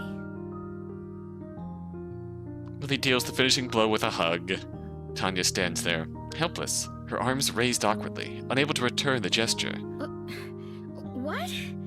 No, this isn't supposed to... The club is gone, Millie. Everything you worked so hard for, It's done. Yeah, you should hate me for it. I could have done more. I could have cared harder. I could have... Been there for me? Stood up for my sake when no one else would? Tanya, you did everything a good friend would. The rest of it wasn't on you. Just being there was enough. Oh, the mighty Tanya, always with her hard drinking and calloused hands, finally returns the hug. I'm sorry it ended this way. What can you do? Millie shrugs, letting the years of struggle she put into the club flow right down her back. Not because it doesn't hurt, and won't continue to hurt, but so she can prove to her friend she'll be okay. Somehow. Tanya breaks from the hug to take a much-needed rest against the wall. God, that was corny. I'm whipped. You're telling me. I had to watch all of it. Oh, hush, you two. Pick a better time and place. Tanya cracks a smile that only I can see, then scrapes away any leftover signs of vulnerability from her face. Anyway, offer's still open. We should grab a bite to eat if you're feeling up to it. Bite to eat? Okay. Sounds good to me. So long as Millie's on board. Well, how am I supposed to refuse after that? Okay. Honestly, yeah. Then we'll throw a party that'll put the art clubs to shame. A final hurrah to celebrate all the good we managed to wring out of our little club while it lasted. Yeah, at least it's food, not drinks. Yeah. Food? Fine. Good. Wholesome. Dinner party. I'm in.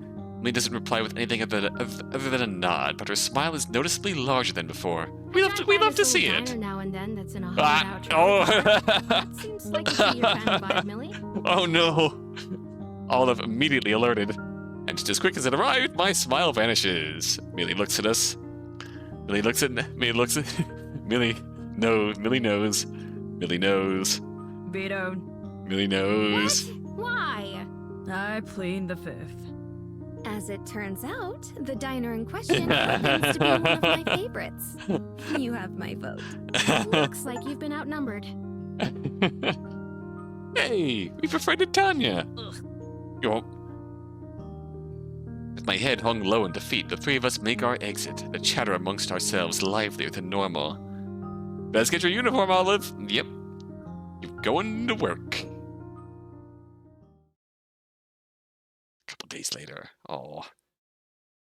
We haven't seen Mom in a while. I want to see Mom's reaction to... I have no doubt Mom approves of this. Days like this have started to feel normal. Almost mundane. With club meetings no longer taking up our evenings, Millie sits on the couch and chips away at a novel she picked up from the library while I prepare our dinner, after a typical day of classes. Tortilla soup for dinner tonight. How much chili powder am I adding? None whatsoever, thanks. Oh, Millie. Oh, fine. Alright. It's hard not to laugh at her flat dismissal from across the room, not even missing a beat. I sprinkle in the bare minimum I can to prevent it from tasting entirely flat. I can only hope she'll forgive me later. Oh? As I stir away, the quiet both of us have been enjoying is interrupted by my phone ringing on the counter. I scoop it up with my free hand, eyeing the sender's name with some amount of surprise. It's Haley. Oh! That's enough to get Millie's attention in earnest, closing her book and making her way to my side, intent on listening in.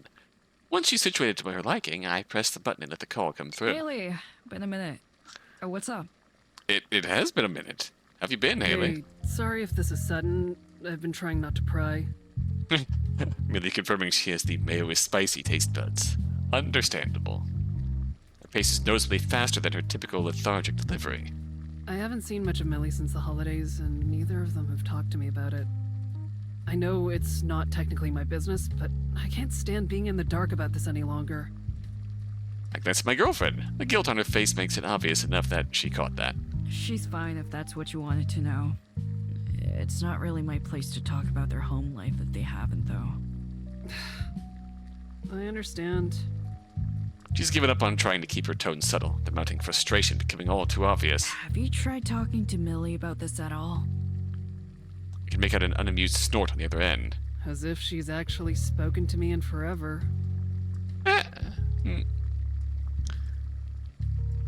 Millie, why didn't you tell your roommate you moved? I mean, I suppose, yeah, we did just kind of, bail here after Christmas break. It's a silence over the phone that's impossible for me to fully read. I'm sorry. I shouldn't be talking about her like that. Least of all to you. Forget I even called. It's okay. Oh, the beep of the call ending interrupts me before I get the chance to finish. Bring the phone down to my ear and briefly inspect the screen to make sure I didn't accidentally hang up on her somehow. Nope, it's just her. A small, unexpected laugh from Millie pulls my eyes upward again. She shakes her head and waves. The smile on her face doesn't reach her eyes, but it isn't entirely sad either. A silent display of acceptance and remorse all at once. I was just realizing how right she was. I've been giving both of them the cold shoulder for too long. Yeah. Takes a step closer and stirs the soup I'd been preparing for us, making me realize I'd been leaving it unattended during the call. Are you okay with taking a drive tonight? Oh? It's everything kind of went, oh, alright. Everything kind of went moving in a different direction, like as how we went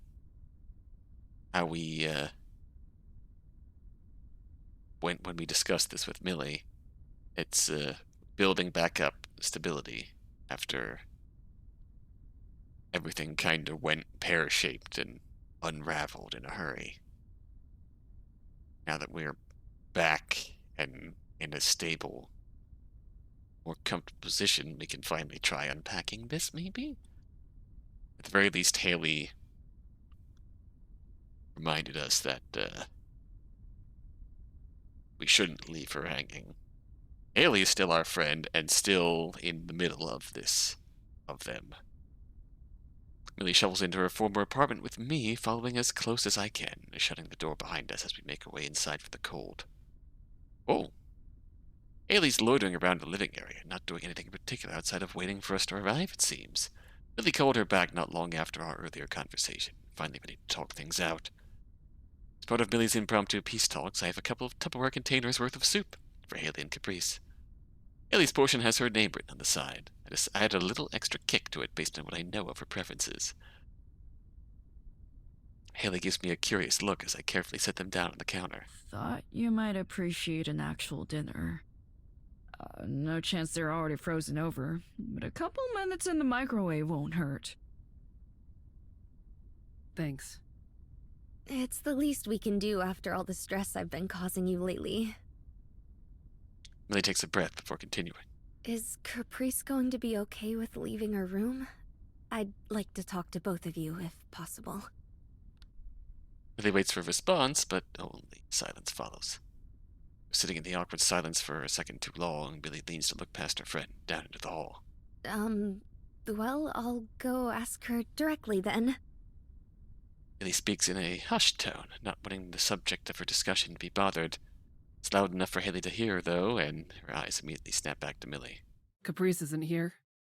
Huh? Oh? Millie's eyes couldn't widen any more than they widen now. The various little things she wanted to discuss leave her mind, replaced only by a single question. What do you mean she's not here? I mean, she's not here. I don't know what part of that is open to interpretation.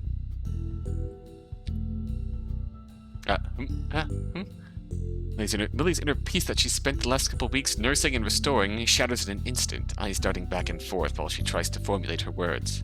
I mean, where is she? Do you know? Why didn't you say anything? Haley's eyes narrow and her features tug downwards. I reach for Millie's hand in instinct to both try and calm her down as well as just remind her I'm still there. Her mom's place. I thought the total lack of communication is why you came here. When have you given me a chance to tell you anything? Charlie's good. Back half of Haley's statement didn't even make it to Millie's train of thought. Likely for the best. Yep, time to unravel Caprice's issues. Mostly first we need to make peace with Haley, because Haley is very clearly... Yeah. Sorry to drag you around town, Olive, but we're going to pay her a visit. Haley, would you come with? We'll talk more late. No, I don't think Haley wants to. Wait. Slow down a sec. Take a breath. It's not quite Trying yet. to corner her without warning won't do anyone any good right now. Yeah, I think right now Haley's due some answers. She practically jumps out of her skin as I interrupt her stream of thoughts. She pauses and forces herself to inhale, trying her best to collect herself again. She is not pleased. After an exhale, instead of addressing either of us, she instead reaches into her coat for her phone, dials someone up and puts it on speaker as it rings, pacing back and forth as Haley and I watch on. Millie? What? Wallace, hi. I wanted to ask about Caprice, if you don't mind. I've actually been meaning to ask you about her myself. Now's as good a time as any to trade notes. Ask me about what? Oh, well, just wondering how things have been. None of us have seen her for a while. Oh no. How long is a while? We had a meeting right before the semester started up again, but she got up and left abruptly. That's the last we've heard from her. Before the semester started? So, a matter of weeks? Yeah. Hasn't called any meetings. Hell, hasn't even responded when we got together and invite her ourselves. Eileen, of all people, is getting worried at this point. Millie's pacing stops, her back turned to us. I see. You know if she's okay?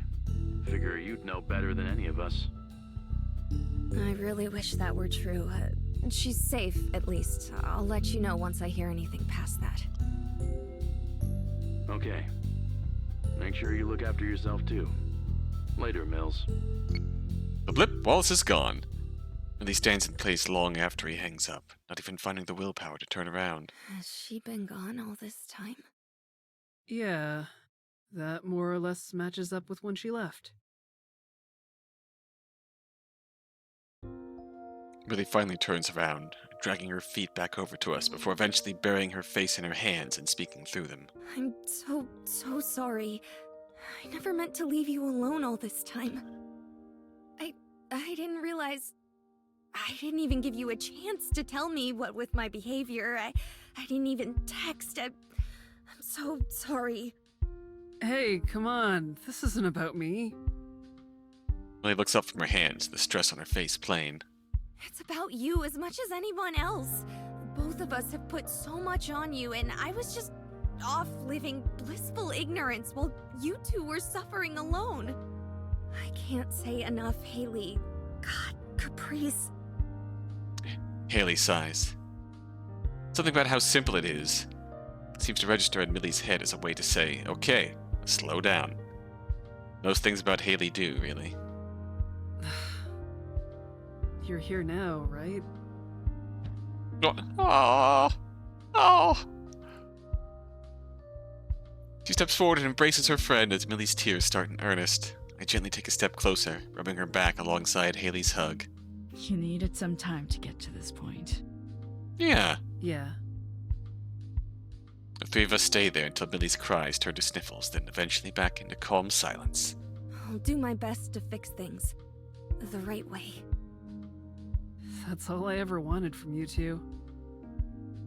Haley smiles, totally unrestrained, longer trying to hide her emotions as it grows ever wider across her face. Oh, we love to see that. We love to see that from Haley. She deserves a little bit of relief. Remember that Caprice deserves a hug like this too. Yeah, also, hey, what the fuck, Caprice? We need to go sort this out with Caprice. I will. Of course I will. It's time for us to bridge that gap. Time for us to make things right. A couple days later. Alright.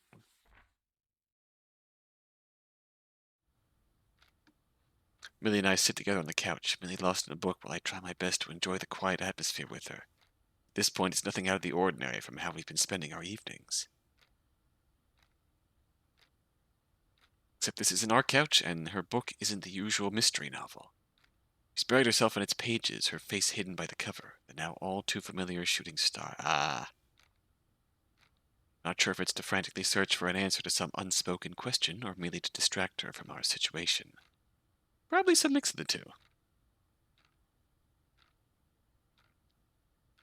Almost as soon as we got back home from visiting Haley, Millie started making calls, first to her dad, then, after Caprice refused to pick up, to Charlie. Simple request to try again. Speak honestly and openly, leaving nothing on the table. Not really a complex plan, but it was enough to win the two over. Not that I doubt they'd have accepted anyway. The only uncertainty left is Caprice, but Charlie assured Millie that she'd do her best to bring her along. The Clark house is exactly how I remember it, leaving it. Stressful silence included. Tree's still up. Guess Mike hasn't had the time, patient, to tear it down yet. Mike's off in the kitchen working on something or other, faint chopping sounds being the only other noise in the large house. Still wearing his overalls. 3 knocks on the door break us all from our respective trances.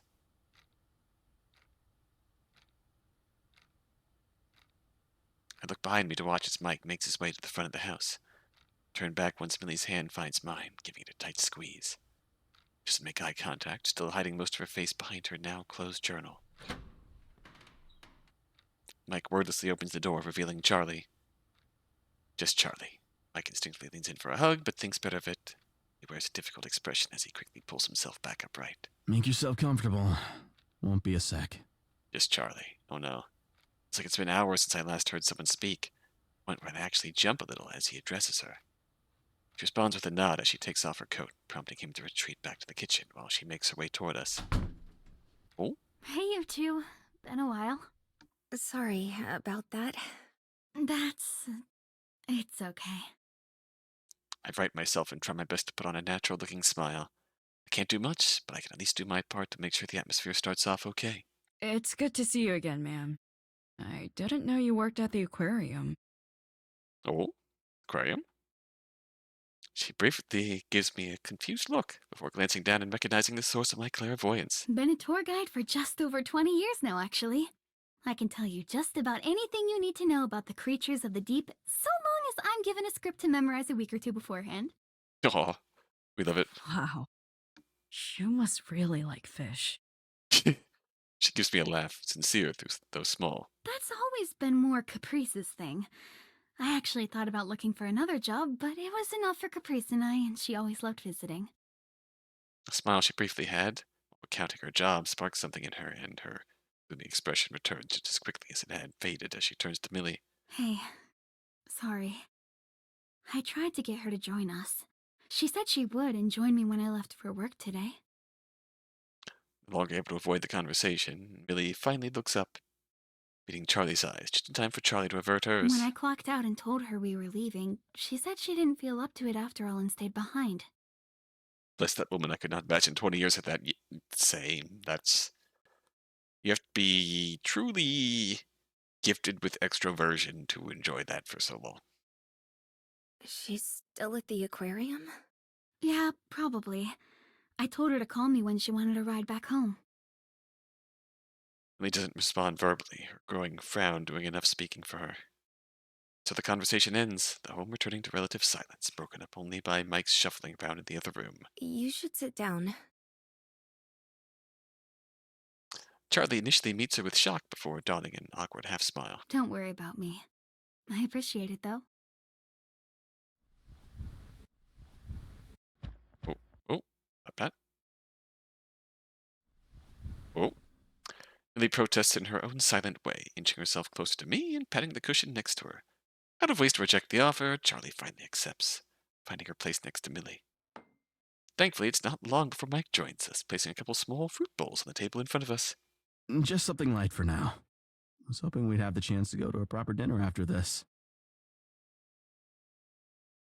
Again with the fall in New Vegas, man. Nico, please. Neither Millie nor Charlie acknowledge his suggestion for the evening.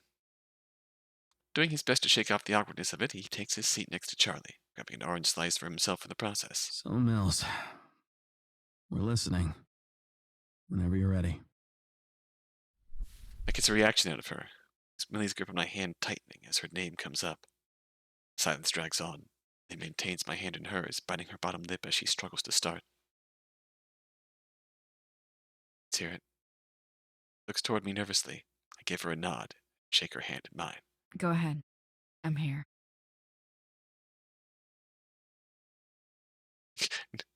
It was the secret plot thread of the stream. Yes. Deep breath. We exhale together. Millie focuses her eyes down on the floor as she takes to her feet. I'm scared. That was enough to train all the eyes in the room on her. I match her squeeze with one of my own to remind her I'm there. It gives her just enough willpower to push on. I've been thinking about and rehearsing everything I've wanted to say all day, and the more I do, the more it all sounds silly and irrational. I know I'm in the wrong for a lot of things. Maybe even all of them. I think that's how I'd see it if I were in your shoes anyway. I don't think this is a right and wrong kind of situation. I guarantee I'm not gonna love you any less over what you have to say. It doesn't matter if it's silly or irrational if that's how you really feel. That's all we've ever cared about.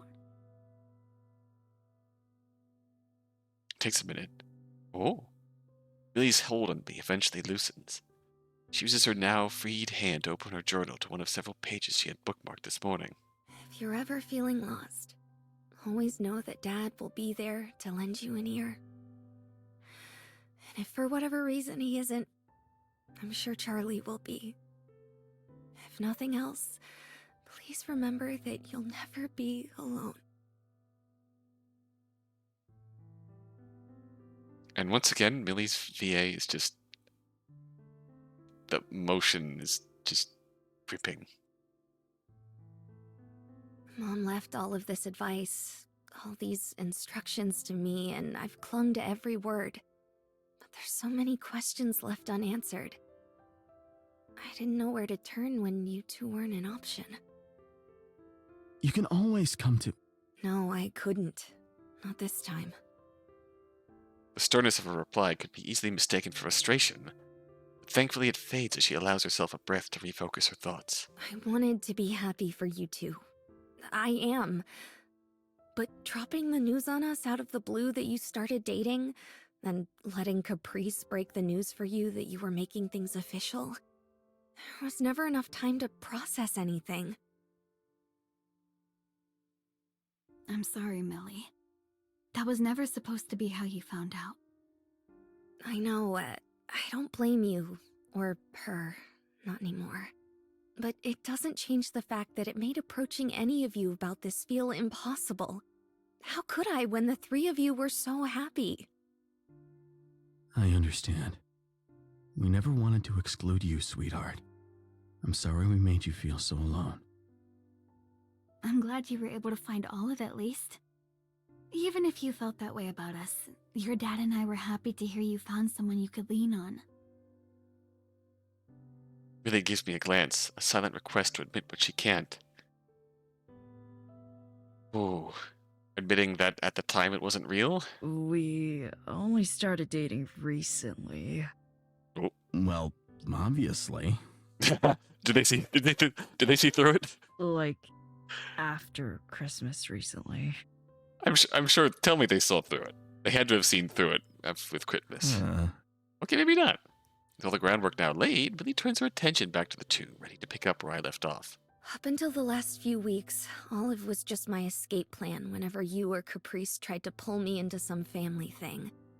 I'm sorry for lying to you, but I just desperately needed the space. I'm sorry, too. I didn't want to lie to any of you, but... But you were doing right by her. It's okay. I get it. Mike's interjection surprises Millie and I in equal measure, her eyebrows raised as high as they can go. Charlie doesn't elaborate, but her sad smile serves as enough of an agreement with her fiancé. With that first bombshell navigated about as well as anyone could hope for, Millie's confidence seems to come back to her as she returns to her book, posture straightened slightly. Olive's been there for me as a friend and as a partner. Without them by my side, I don't know that I'd have the courage to do this. Oh! So, I'm just gonna come out and say it. Little detail the UI I greatly appreciate. The tail of the speech bubble pointing at whenever the character is speaking on the screen, in case you weren't sure which was which. Yes. And the outline also sort of vibrates slightly, so you can visually tell who is talking.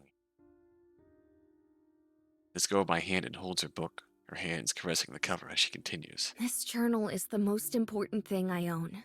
Written by the most important person in my life. It's my voice, helping me find words when I can't find them on my own. But for as thorough as she was, she left some things incomplete. I'd like you two to help fill in the blanks, because I don't know how to do it alone. She waits for a response and gets none. Nevertheless, she thumbs another of her bookmarks, pushing it up to skip to the section she had highlighted. Page 53. I'm afraid of forgetting you. This was from me to her. She wrote down a response, talking about how she was afraid of the same thing, but that forgetting was okay. It was one of the only answers I could never really accept as it was. It's just heartbreaking beyond words. Imagining someone being okay with fading away into nothing. Your mother will never be nothing to us. I hope I don't need to tell you that. I know you mean that. I really do. It's just so hard to see what's happening and what it really means. There are parts of her that are gone forever. Grandma and Grandpa are gone, so there's no one around to remember her childhood. And there's the smaller things. What flowers she would grow in the garden in the back. Individual stories she'd read me. The weekends we'd all spend together. The finer details of her life are already fading away. Millie starts to crack, a sniffle interrupting her train of thought. I do the only thing I can do and place a hand on her back, giving it her a gentle rub. And now, the stuff that really mattered to her. The things that defined her life. Her wedding ring and how easily it was forgotten. You putting yours away, then replacing it with a new one. The photos of her, of us, slowly being taken down and replaced with newer, happier memories. I would never, ever want to get between you and your happiness, and I'm sorry for being so cold about it up until now. But it's just, sometimes it feels like every step closer to the marriage is one step away from her. And I'm worried that once the big day comes, it'll just be all of us washing our hands of what little is left of her. I was scared of forgetting her then, when she was still around and the memories were fresh. Now I'm terrified.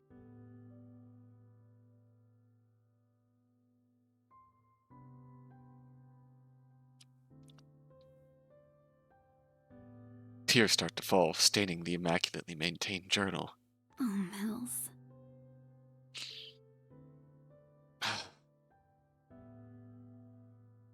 Charlie brings her hand forward.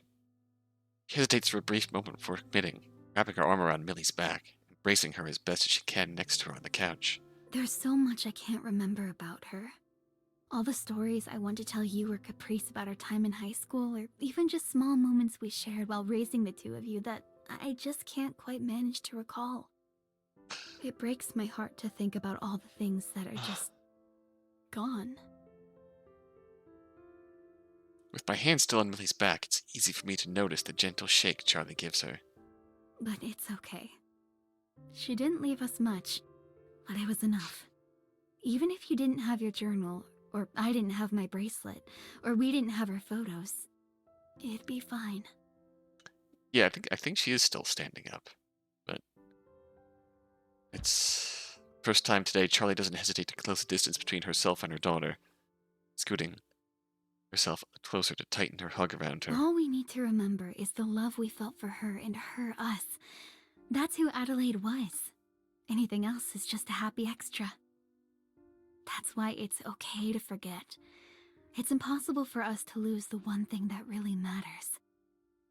That's what I think she meant. All of us sit while Millie processes Charlie's answer. Her tears eventually stop and the sniffles soon after. There's one more page I want to look at. Go ahead.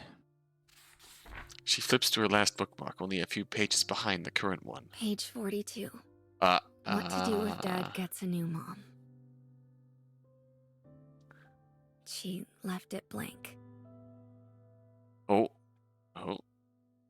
Charlie can't help but retreat away, both her and Mike's eyes wide. Charlie turns to Mike, hopeful he'll have an answer, but his expression shifts to a difficult one as the room looks to him.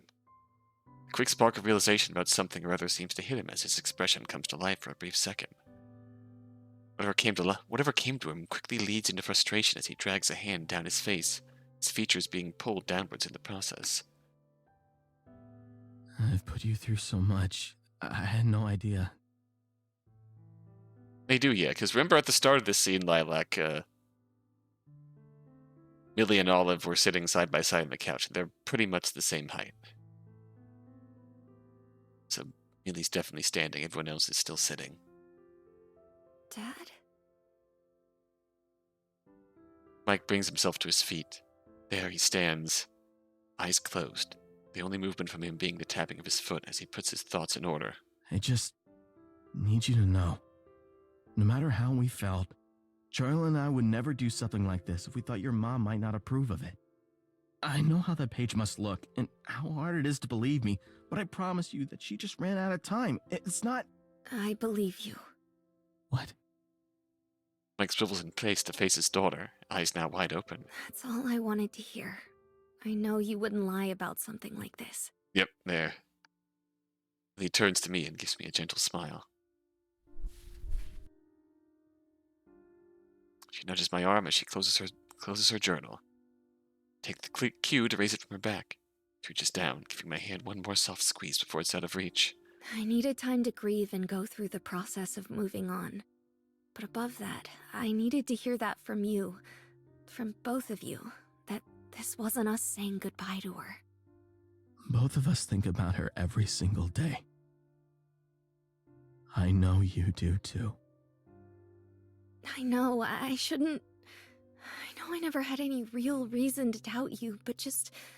with everything moving so fast... Like with Haley before, Millie collapses into her dad, hugging him with everything she has. Just as quickly, Charlie and I are standing, Charlie joining Mike and comforting their daughter. To put that on you too, to even think... I'm so sorry. We understand. Of course we understand. Thank you for talking about this with us. I'm sorry we weren't able to listen until now.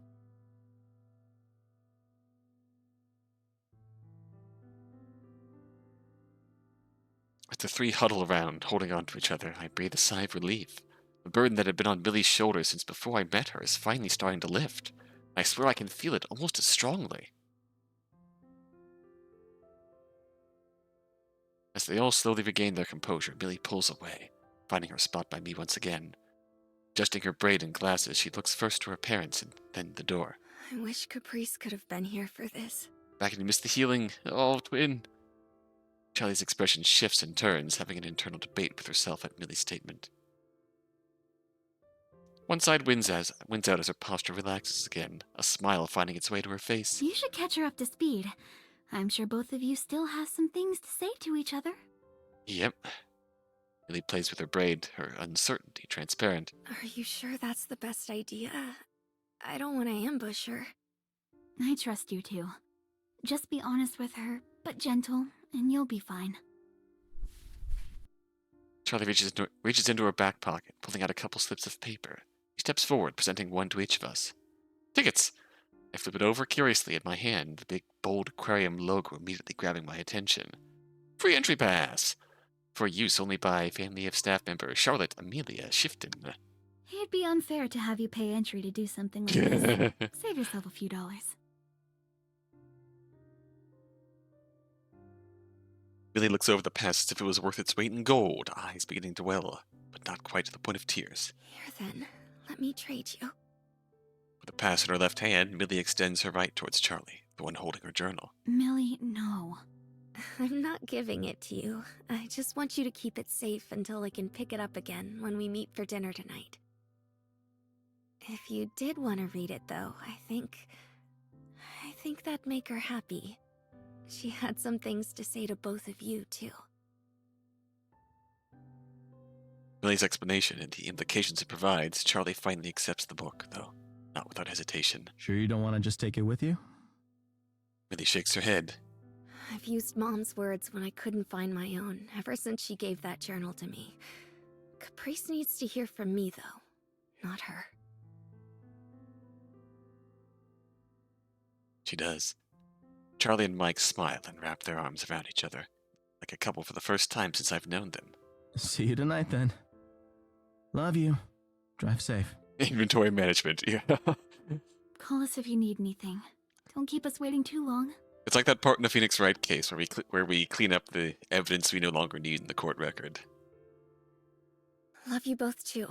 I'll meet you at the usual place as soon as I pick up Caprice. Alright, let's rock. Millie turns to me again, a brilliant shine in her eyes and a smile on her face. She reaches for my hand and I give it eagerly. Sorry to keep dragging you into these things, Olive. You really make it all feel manageable.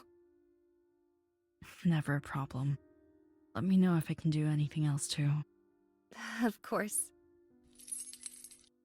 The jingle, she produces her car keys, and outside Junebug honks twice as Millie unlocks the doors. One more try.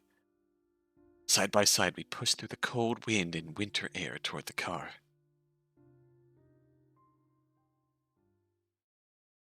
Evidence not needed thrusted onto Gumshoe.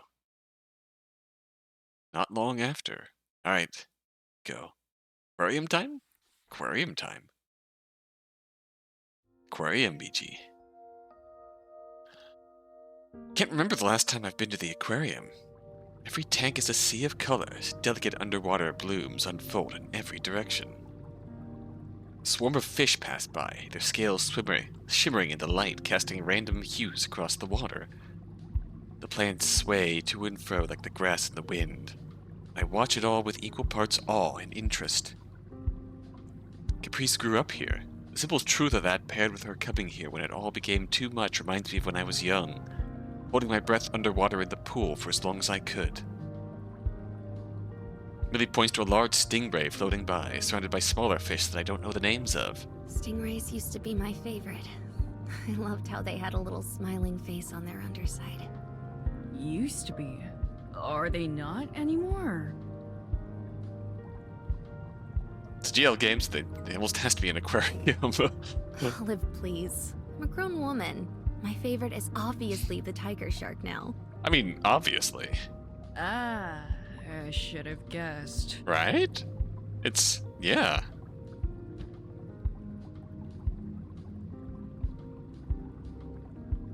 She nudges against me. We stand there for a moment longer, waiting for the next rush of life to pass by before moving on. What I remember, the aquarium is pretty small. 2 floors and about half or maybe a third of the size of the zoo altogether.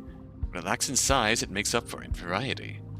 Each tank hosts a spectacle of creatures and plants, decorated with rocks and other features, all living together in closed, harmonious ecosystems. All this to say, we're not in a rush. Wherever Caprice may be, we'll cross paths soon enough. The dull sound of waves crashing against the coral reef display, the hushed whispers of the stream of people nearby, and Millie by my side makes our journey here feel more purposed. Anxiety melts away, replaced by resolve. We got this. There she is. Before long, Millie points down a curved hall. Caprice. Oh, Caprice. A small shape silhouetted against a large tank, recognizable at an instant thanks to her signature hat and short stature. In the tank, bright blue water and hot pink rocks on the floor frame the dabble of swimming color within. The fish move in slow swaths. Yeah, easy for me to say. Slow swaths, like paint on glass.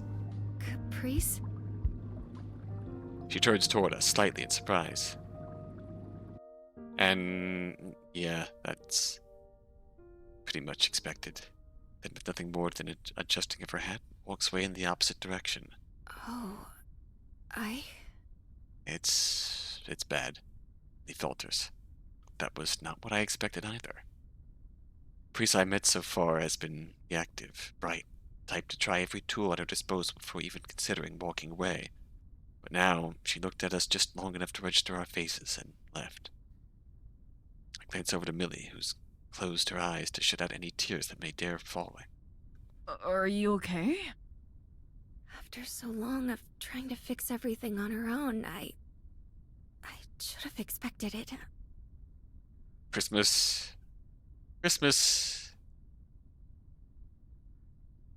Not only unraveled everything that Millie had pent up, but it unraveled everything that Caprice was trying to put into this friendship too. I should leave. Really? No, we can't. Why? Looks at me with a grim expression, but her voice doesn't even have an ounce of animosity. Just... Can I try talking to her first? I don't know, Olive. I just want to reach out. Moving out from her apartment, not attending any art meetings, not even responding to any messages. Feeling in my stomach turns. This isn't the same as what Millie was doing when she needed space. Something tells me this is worse.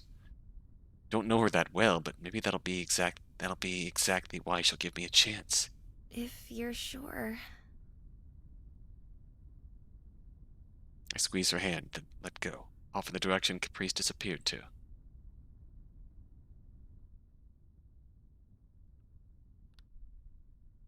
Hey. Don't. Doesn't turn around, just stares at the exhibit before her. A semi-outdoor scene dotted with fresh fallen snow and a miniature waterfall. It's just me. Don't worry. Almost like she doesn't believe me, Caprice glances back, looking at and around me for any sign of Millie. I offer a small smile. She doesn't walk away this time. She turns back to the glass. Walk closer to her and try to see what she sees. Before that, though, I notice something different. Blue highlights in her hair reflect the seaside vistas around her, making her appear part of the aquarium itself. I like the hair. Figured it was time for a change. It's about all I have control over anymore. In the exhibit before us is pure tranquility. No signs of any fish or animals. Looks like the otters are staying in today. That's a very telling sentence there. That's a shame. Yeah, it is. So what do you want? She pulls her hat down. Pulls her hat down a bit more to obscure her expression. She doesn't continue. But she isn't being entirely cold either. It's in my court then.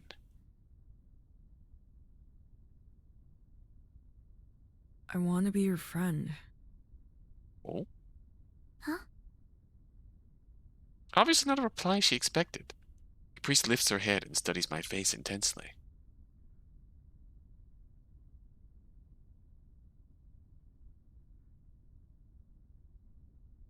For whatever it's worth, all this time I've known both you and Millie. I wish we were better friends. I'm sorry we haven't been.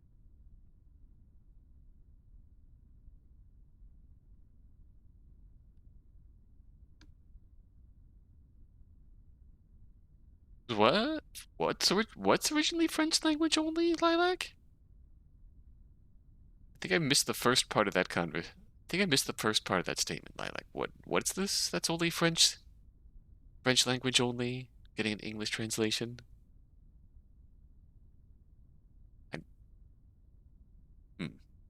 But Why are you, of all people, apologizing? I was the one who... Just... never mind. It only feels worse to hear you say that.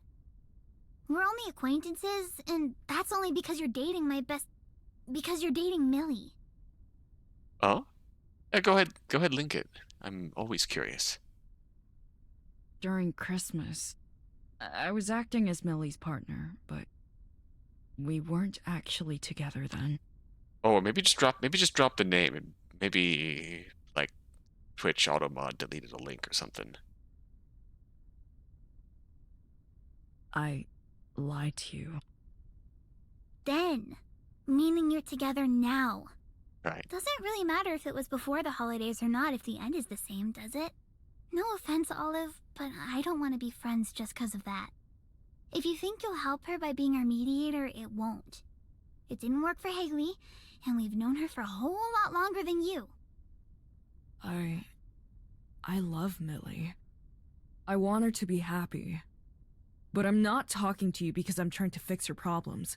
I want to talk to you as a friend. Millie loves you. Even when you're fighting.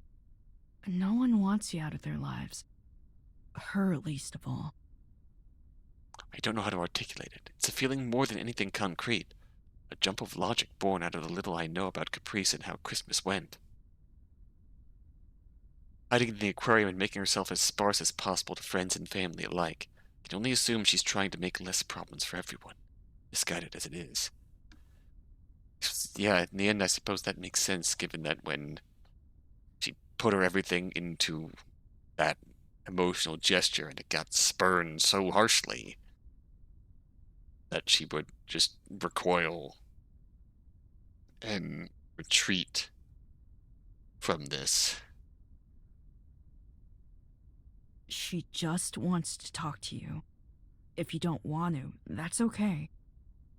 I just wanted you to know she's here.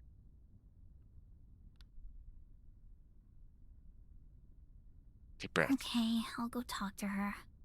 Thank you, Ollie. Oh. Mm-hmm. Thinking about it. Alright. I pause slightly at that, using a nickname I've only heard from my mom. Caprice stretches a bit and adjusts her hat, turning to leave. Do you want to go alone? Nah. It'd be nice to have a friend there. For both of us. Alright.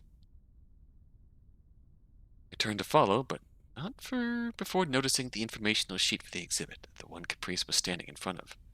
Ah! Ollie the Otter. Oh, is that the otter? That's the otter. That's the otter plushie at their apartment. That's been sitting on the couch all this time. It's Ollie the Otter, isn't it? Ollie the Otter. Cute. We love Ollie the Otter. Oh? Alright. Millie sits on a bench nearby where I left her. As we round the corner, she notices us out of the corner of her eye and stands, looking even more nervous than before. Hey, Millie. Hi, Olive? Caprice? Olive said you wanted to talk to me. I do. Alright. You got through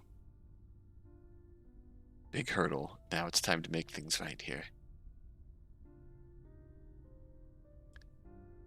Olive must memorialize it all. In a sense, they're the real writer. Yeah. Millie takes a long breath, squaring her shoulders back. I take the opportunity to stand somewhere close but not in the middle, giving them space. Are you okay? Okay. No, Mills, I'm not. I've been trying so hard to understand you, and now you want to swoop in and be the good guy? I'm not trying to... I did my best. I just wanted to show you that the marriage was going to be a good thing, to show you how happy we could be as a family. Do you know how much it hurts to have your best friend just shut you out of her life? I'm starting to. I can't understand what I'm doing wrong if you won't tell me. That's all I wanted. I'm sorry that I'm too much and too excited and too me, but I just wanted you to be happy. Are you okay? As a matter of fact, I'm not. Oh, Yeah, Christ, it's... Please don't say that. I'm sorry. I don't want you to think that all of this is your fault. I need you to understand that what you were offering me was exactly what I didn't want. What did you want then? I needed to be sad, Caprice. I needed to be able to grieve and know that it was okay. Every single time I've brought my mom up, it's like everyone changes the subject just to cheer me up. I had to, Millie.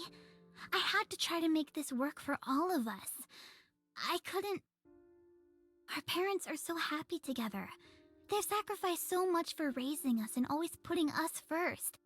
Shouldn't they be allowed to be married with us by their side as a family? We were already a family. That can't be the only reason. I didn't want the marriage because I was afraid of replacing the few memories I have left of my mom with yours. I'll never be able to walk into the kitchen and see my mom at the table drinking tea ever again. I'll never be able to come home and have her waiting there for me with a hug. When I realized I couldn't remember details about her anymore, I was scared. With the painting, it made me afraid that everyone else is forgetting her too. It breaks my heart that I love you and Charlie so much. I'm so excited to have you in my life. I want to move forward. It hurts to do that, but I need to feel that pain. I need to accept it. You wanted to protect me from it, I know. It just made it harder for me, made it all too loud and too much at once. I'm so sorry I didn't have the words for this earlier. You've always been my sister, Caprice. I didn't need you to prove it.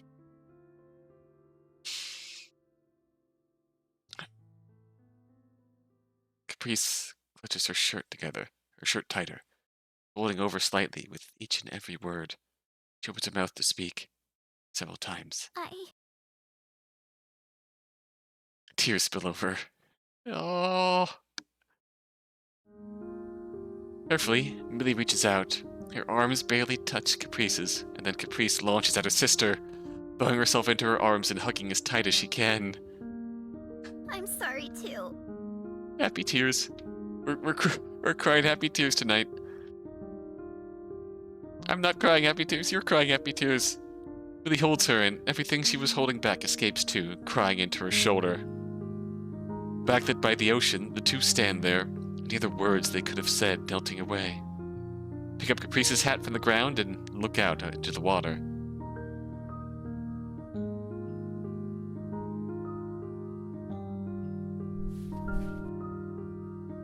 Time passes. After a few more moments, I hear shuffling as Caprice and Millie separate, sniffling loudly.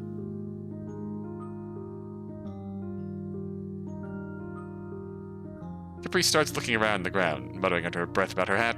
Meekly, I offer it to her, and she takes it from my hands with a polite smile. With Millie in the middle and Caprice and I on either side, the three of us slowly make our way to the entrance of the aquarium together. Occasionally, one of us stops to comment on a fish or exhibit, a small attempt at finding a footing of normalcy again.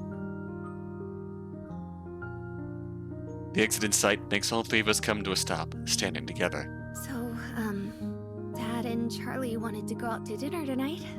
All together, if you're up for it. Oh yeah, Ollie, you're here too. This has been a super heartwarming stream. I'm really glad. What?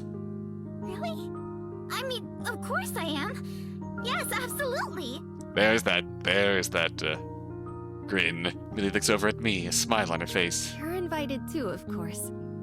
I'll sit this one out, actually. I'm going to see if my mom wants to get dinner together. Let me know how it goes, though. If you're sure. I think it'll go a lot better than last time, which I'm sorry for again. Ah. I'm sorry again, too. I know, it's just that I kind of started it, so... This is true, but...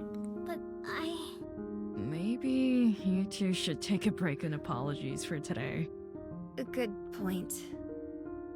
It did. It did go through now. Anyway, it wasn't all bad. I got a pretty cool friend out of it all, you know? Right? We shuffle out of the aquarium and into the cold. Or it would be cold. The sun is shining outside, leaving the afternoon surprisingly warm. Caprice bounds ahead toward Millie's car. I call shotgun. I haven't had a ride in the old Junie in months.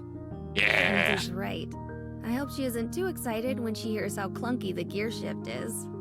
I don't think anyone but you would notice that kind of thing. Do you want to ride? I'm not sure. I think it'd be good if you two could have some quality time. We have all the time in the world for that. Oh, And Olive? Millie takes my hand in hers. She laces our fingers together carefully, and one by one. Taking a step closer, she rests her head against mine. You'll come to the wedding, right? As my +1? Oh, I have to withhold a laugh.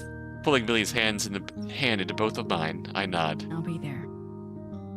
I kiss her, reaching up slightly on my tiptoes to reach her. I love you. We'll see each other later, right? Of course. Hand in hand, we head towards the car, where Caprice waves at us from the passenger seat. It'd be wrong to say everything is fine now. The two won't have more work ahead of themselves, more work to understand one another better. Millie is right, though. They have all the time in the world. There are many more days ahead of happiness and love to be shared, many nights of tears and struggles. As friends, as sisters, as family, I know they'll make it, though. All of us will face tomorrow in our own ways, at our own pace.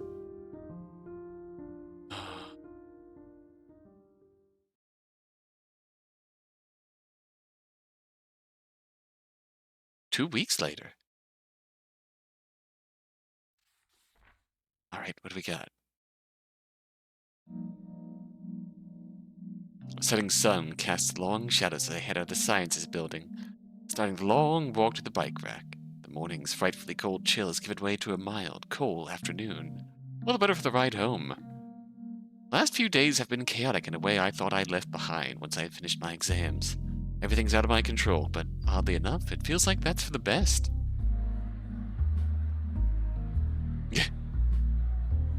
Groups of students that chat happily around me.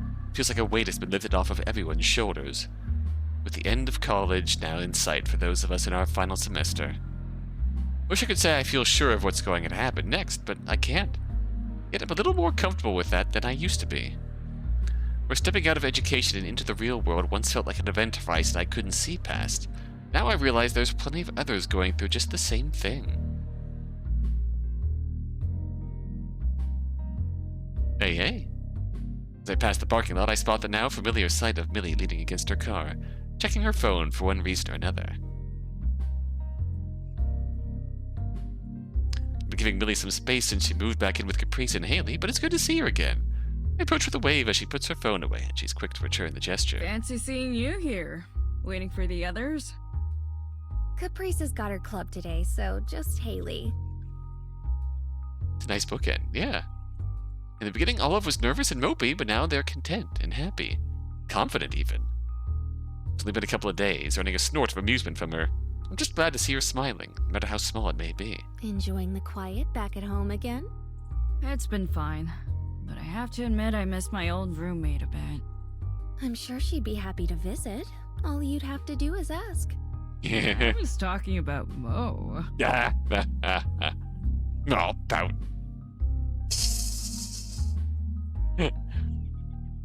She gives me a comically over-exaggerated pout, but it quickly melts away as she leans in for a quick kiss. Oh. When she pulls away, she removes her glasses and produces a cleaning cloth from her coat pocket. How's life back at the apartment, anyway? Been going okay? I wish I could say it was like I never left, but after so long, you definitely feel like a stranger in your own home sometimes. She finishes wiping down her glasses, placing them back on. Cloth still in hand, she gestures for my glasses next. Yours got fogged up too. Don't even pretend otherwise. Busted. Oh, I just noticed. Hang on. Okay, we can't roll back, but I swear to God, the screen got blurrier when Olive took off their glasses. I swear to God, the screen has gotten blurrier. We're going to be okay. Finally having everyone on the same page has done a lot, but we still have some lingering awkwardness to get through. And yep, there it goes, back in focus. Back in focus. That's such a cute touch. That's such a cute touch.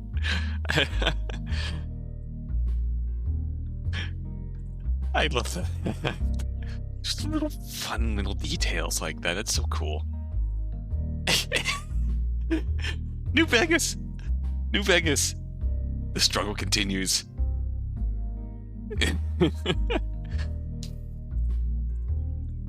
She finishes her cleaning, and gently placing my glasses back on for me. First thing I see with my newfound clarity is her soft smile. That's good to hear. I've been worried. I know it was your idea to dissolve it, but the club was a pretty recent wound, so... Tanya's been messaging me constantly to make sure I'm alright. Aw, that's good for her. She seems like a Tanya thing to do. She played it off as best as she could at the time, but she does care about Millie. It's good she has someone like that in her life. We'll have to meet up with her more often. Maybe even do an official send-off for the club. New Vegas is the true bookend to the stream. She gives us a quick nod to that idea. There's a certain wistfulness behind her smile, but with Tanya and I around, I know she'll be okay. Either way, that's the story of the writing club. You and your bittersweet endings. What can I say? They're my favorite kind to write.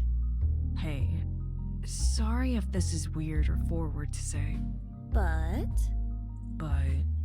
I'm really happy to see things working out for you again. You deserve it. Aw. The honest words hit home for her, pursing her lips tightly to steady herself as she silently nods. I think she would have liked you. Aw. Huh? Who? Mom. Yeah? What makes you think that? A hunch. Uh-huh. She smiles a wide smile, and what a smile it is. Makes all my worries about the future disappear. Not exactly sure what lies ahead of me, but I know now that I'll have her beside me for whatever might come. Do you want to ride home today? I'd love to, but I've got a couple small errands to run. I wouldn't want you to ferry me around. We should make some plans to get together for the weekend then. I haven't exactly been the most romantic the last few days. I mean, understandable. You've been fine. Better than fine. We're just happy to see Millie thriving. Just in love. I'm really quite awful, you know. Oh yeah, the worst. She giggles and pulls me in for a parting kiss. Well, every good story does need an antagonist after all. Evil Millie. No, Oh, look at the lovebirds. They can't keep their hands off each other. Busted. Well, Caprice bounces out of the entrance, making a kissy face and obnoxious white noises to accompany it. Haley is following not far behind, smartly keeping her distance. Millie flowers into a scarlet blush. What do you want, Caprice? Uh-oh. 2 things. 1, to brag about how I am, once again, the ultimate matchmaker. What? You had absolutely nothing to do with... And 2, to ask you two where you think you're going. What? Home was the plan, as soon as Haley showed up. Every good story needs an antagonist, and baby, I'm the villainess. Haley doesn't react to her name the slightest. To absolutely no one's surprise. Millie looks to me for confirmation. A quick grocery run and then home for me too. And how exactly do you expect the art club to function without its co-lead and her partner in crime? What? Millie looks just as puzzled as me. Clearly getting no answers there, I turn to Haley instead, who shrugs. Turns out I'm part of the art club. As of 10 minutes ago. Uh-oh. As of 10 I minutes ago? appreciate the gesture, but I'm not much of an artist, I'm afraid. It's a broad spectrum.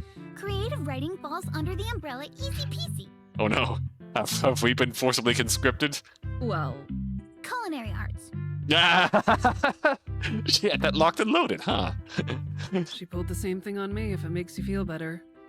I figured it was something like that, yeah. It's sweet of you, Caprice, really, but you don't have to... Millie, if you're gonna let me into your family, then at least let me share mine with you too. Please? That's really sweet. The three of us look to Millie for her answer. She knows that I'll follow her, no matter what her decision may be. Meet you there. Caprice looks like she's about to explode in excitement as her smile triples in size. Okay, yes. Take your time. Come on, Haley. We gotta let the others know. Uh-oh. Hold on, Well, here we go. Where Haley can finish, Caprice runs off on a mad sprint. With a heavy sigh, Haley turns toward Millie, an out-of-character smile replacing her typical resting, neutral face. There's really no stopping her when she gets an idea in her head. It's one of my favorite things about her. Yeah, same. Haley, you're taking forever! Caprice shouts across the campus, jockeying in place like she's training for a Better triathlon. get going. See you in a few. Yeah, see you soon. Well, and with that, she turns to follow her friend at the same slow pace she originally met us with. I'm not running, Caprice. We stand there for a while until both are out of sight, whether due to hesitation or simply trying to process the conversations that just happened. Something healthy. Millie really knows. So, ready to go? Looks like Haley needs a couple of old ones as well. Really, I think Haley would just be happy with some hot, good soup. Ready as I'll ever be. Graduation might be just around the corner, but we'll cross that bridge when we get to it. For now, it looks like another chapter in our lives is just starting.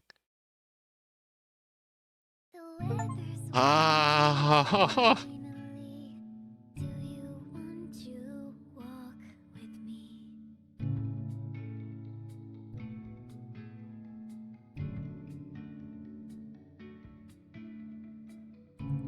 It feels like it's been a while since I've seen us really smile. I'm glad to have you here.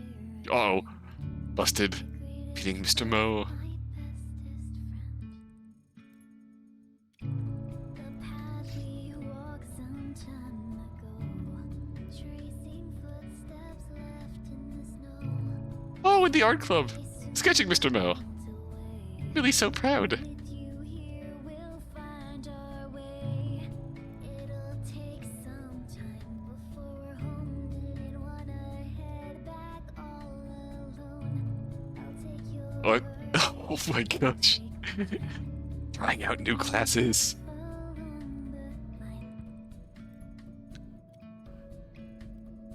line. It really is. It's...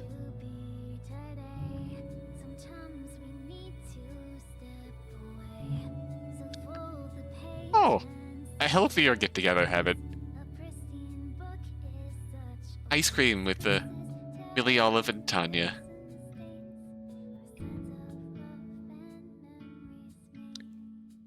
Heather is here too.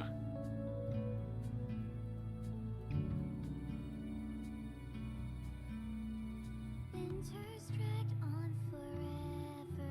Let's make spring last while we're together. Jill Harris. Honestly. God, all of the voice acting in this game was awesome. The Jill. That's just some absolutely breathtaking emotion here. Oh, is this? Oh, Caprice looks so happy. Oh, it's wedding dress, Charlie. Millie and Caprice. With Charlie's wedding dress. Oh. Oh?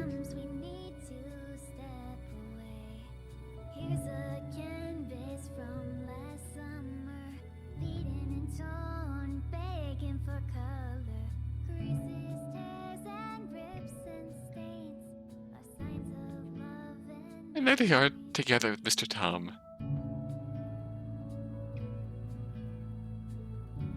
The main theme. Tracing footsteps.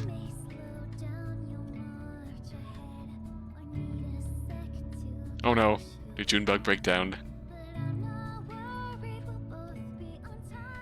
Oh, spicy food, yeah. This is really good. Oh? I hear someone in the distance here.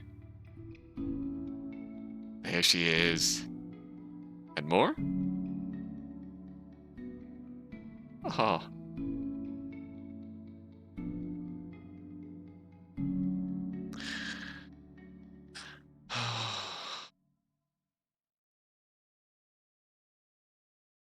Two months later. Oh. Myriad of colors presented by the flowers and trees mixed with the smell of freshly cut grass. It painted the picture of a perfect spring day. A world apart from the dreary winter that only recently made its long overdue exit. Where could they be? Olive shoved their phone back into their pocket for the third time in the past half hour. The four had agreed to meet early, but as the seconds continued to tick by, Olive was losing more and more confidence in that happening. Love that for them. Elsewhere, the sisters were still getting ready. We're going to be late. Oh, Haley too. Haley shouted down the hall with only the muffled sounds of her roommates finishing their preparations answering her. Oh! The dressing room Caprice's foot tapped in hurried anticipation. Is it almost done? Millie continued to fiddle with her hair. You're not exactly giving me a lot to work with here. Oh. Millie sighed, letting another failed attempt fall from her hands. Caprice's last-minute request was a surprise, but one Millie was more than happy to honor. A braid? A simple braid in her... Oh!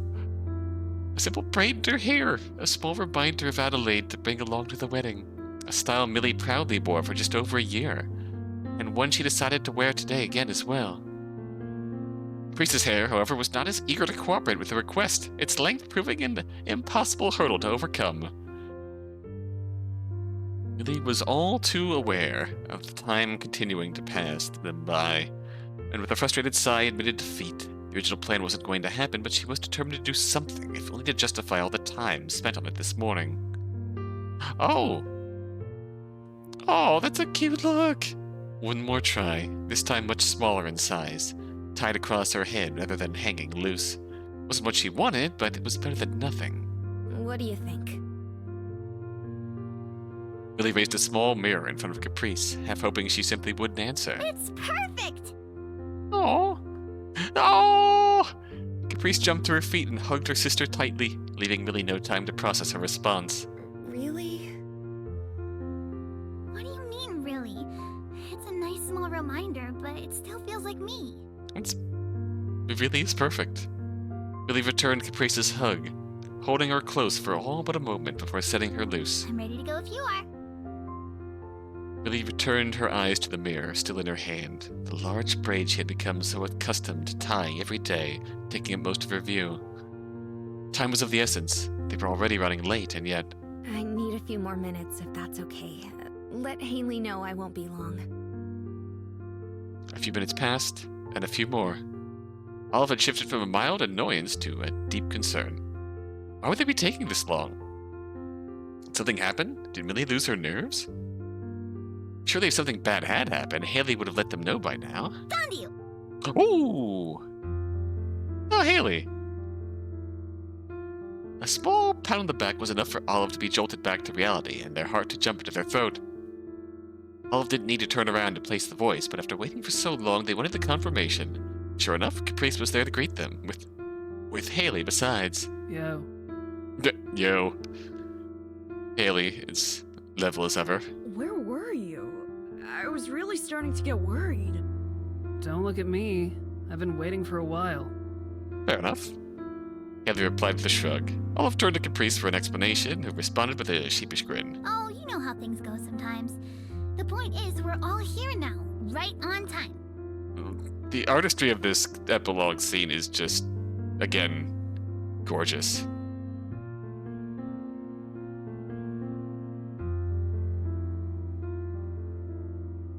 The timing Caprice boasted about was debatable, Olive thought. Actually, that wasn't the only thing. If everyone's here, where's Millie?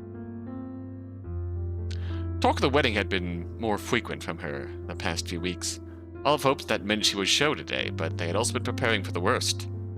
Caprice's unwavering smile was early evidence that they had nothing to worry about. As if on cue, Millie emerged from the modest crowd, greeting Olive with a small hug. Sorry, I was just putting some things away and locking the car up. Oh, she let out her... Her tone was flustered, and Olive knew her well enough to expect her to play with her braid as she tried to right herself afterwards. But if it was still there, that is. While a braid remained in her hair, it was now just a small strand, the rest of her hair now freed, to instead be tied up in the back with a simple hair clip. You look great. Oh! She let it go. As a smile found its way back to Olive's face, Millie averted her eyes as a blush started to form on hers. You think so? I struggled a lot with the hair. I was thinking of wearing it like this from now on, actually. It suits you perfectly. Don't change a thing. Millie had her doubts. It may have suited her in this moment, but as she had come to realize, change was an inevitable thing. For so long, wearing the same style and feeling, the same feelings, would suit her best once this moment had passed and Millie had to focus on herself again. Something more comfortable, maybe? As the four finished their greetings and shuffled to find their seats, Millie played with her braid for the only time that day. Sometimes it is okay to forget. Adelaide's presence in her life may be smaller than before, but it was still there, and that was enough.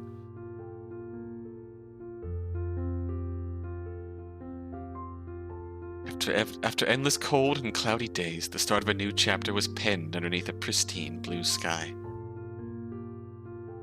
The two women started that day as friends and ended it as sisters.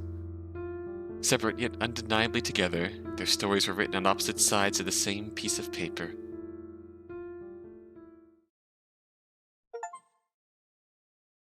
Millie's epilogue. All extras. Spring. UI. Ooh. Scene select. CG gallery. Playing. Hope you consider joining the art club next. Yes, certainly.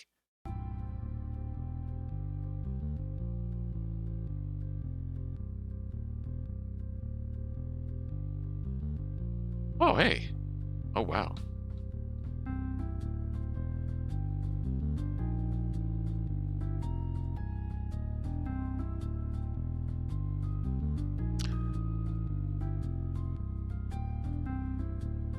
And I just, yeah.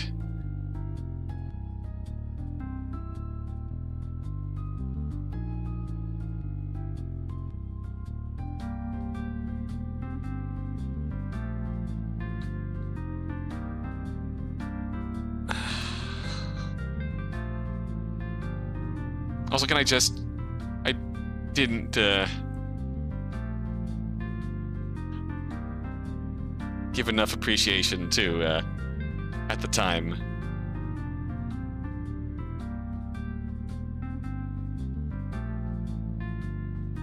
And...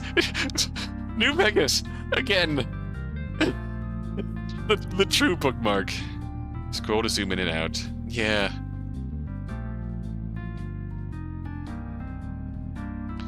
So let it go, let it stay as a happy memory, locked in time. Revisit it whenever you want. Just remember that building new experiences on top isn't the same as burying it, okay? I think I might like to play it on my own time in the future. Yes, definitely give it some love. Oh. So I know. Yeah, let's give them some love. Oh, we can do. There goes the hat. Very Frisk. I definitely see it. The sisters. Oh. Right. This is. God. I will admit, like I do love bleak, pessimistic, real gut-wrenching stuff, the horror and whatnot, but this has been so wonderfully real and human, and again, this is just a real story, a human story, so heartfelt. Like, it's subject matter that, again, it's a situation between these two that, like, there is no ill will whatsoever. There's no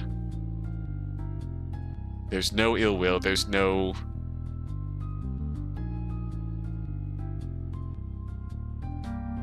ill intent going between them whatsoever. It's just all the conflict in this game came from just an inability to truly connect and communicate. And yeah, it hurt. It's so much this that hurt, but at the same time, it came through. The filler arc. It came through. Need a happy Millie.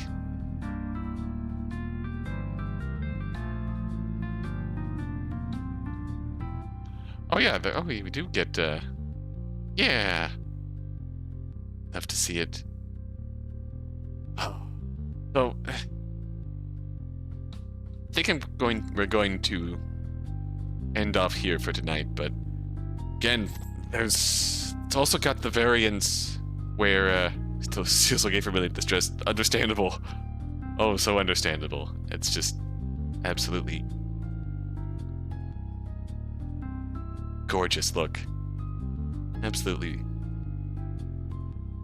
Oh my goodness. So it's very much, so very much,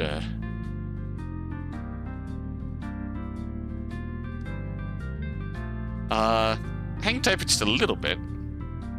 I do want to go through and, it's very obviously we can,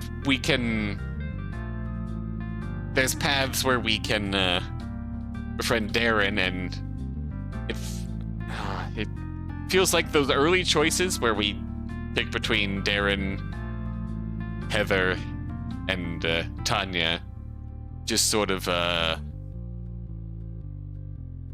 work through, like, put us on a direction for the side story, working through the story.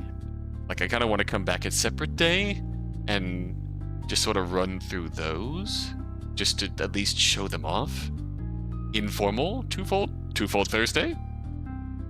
Twofold Thursday, yeah. It's like I want to try and rewind and give Darren some love. And I want to maybe see if we can get a little bit of context finally to what Heather's deal is. They feel like that's definitely gotta be something going on there. Given that Heather's ending screen, the credits involve Story Club, that's yeah.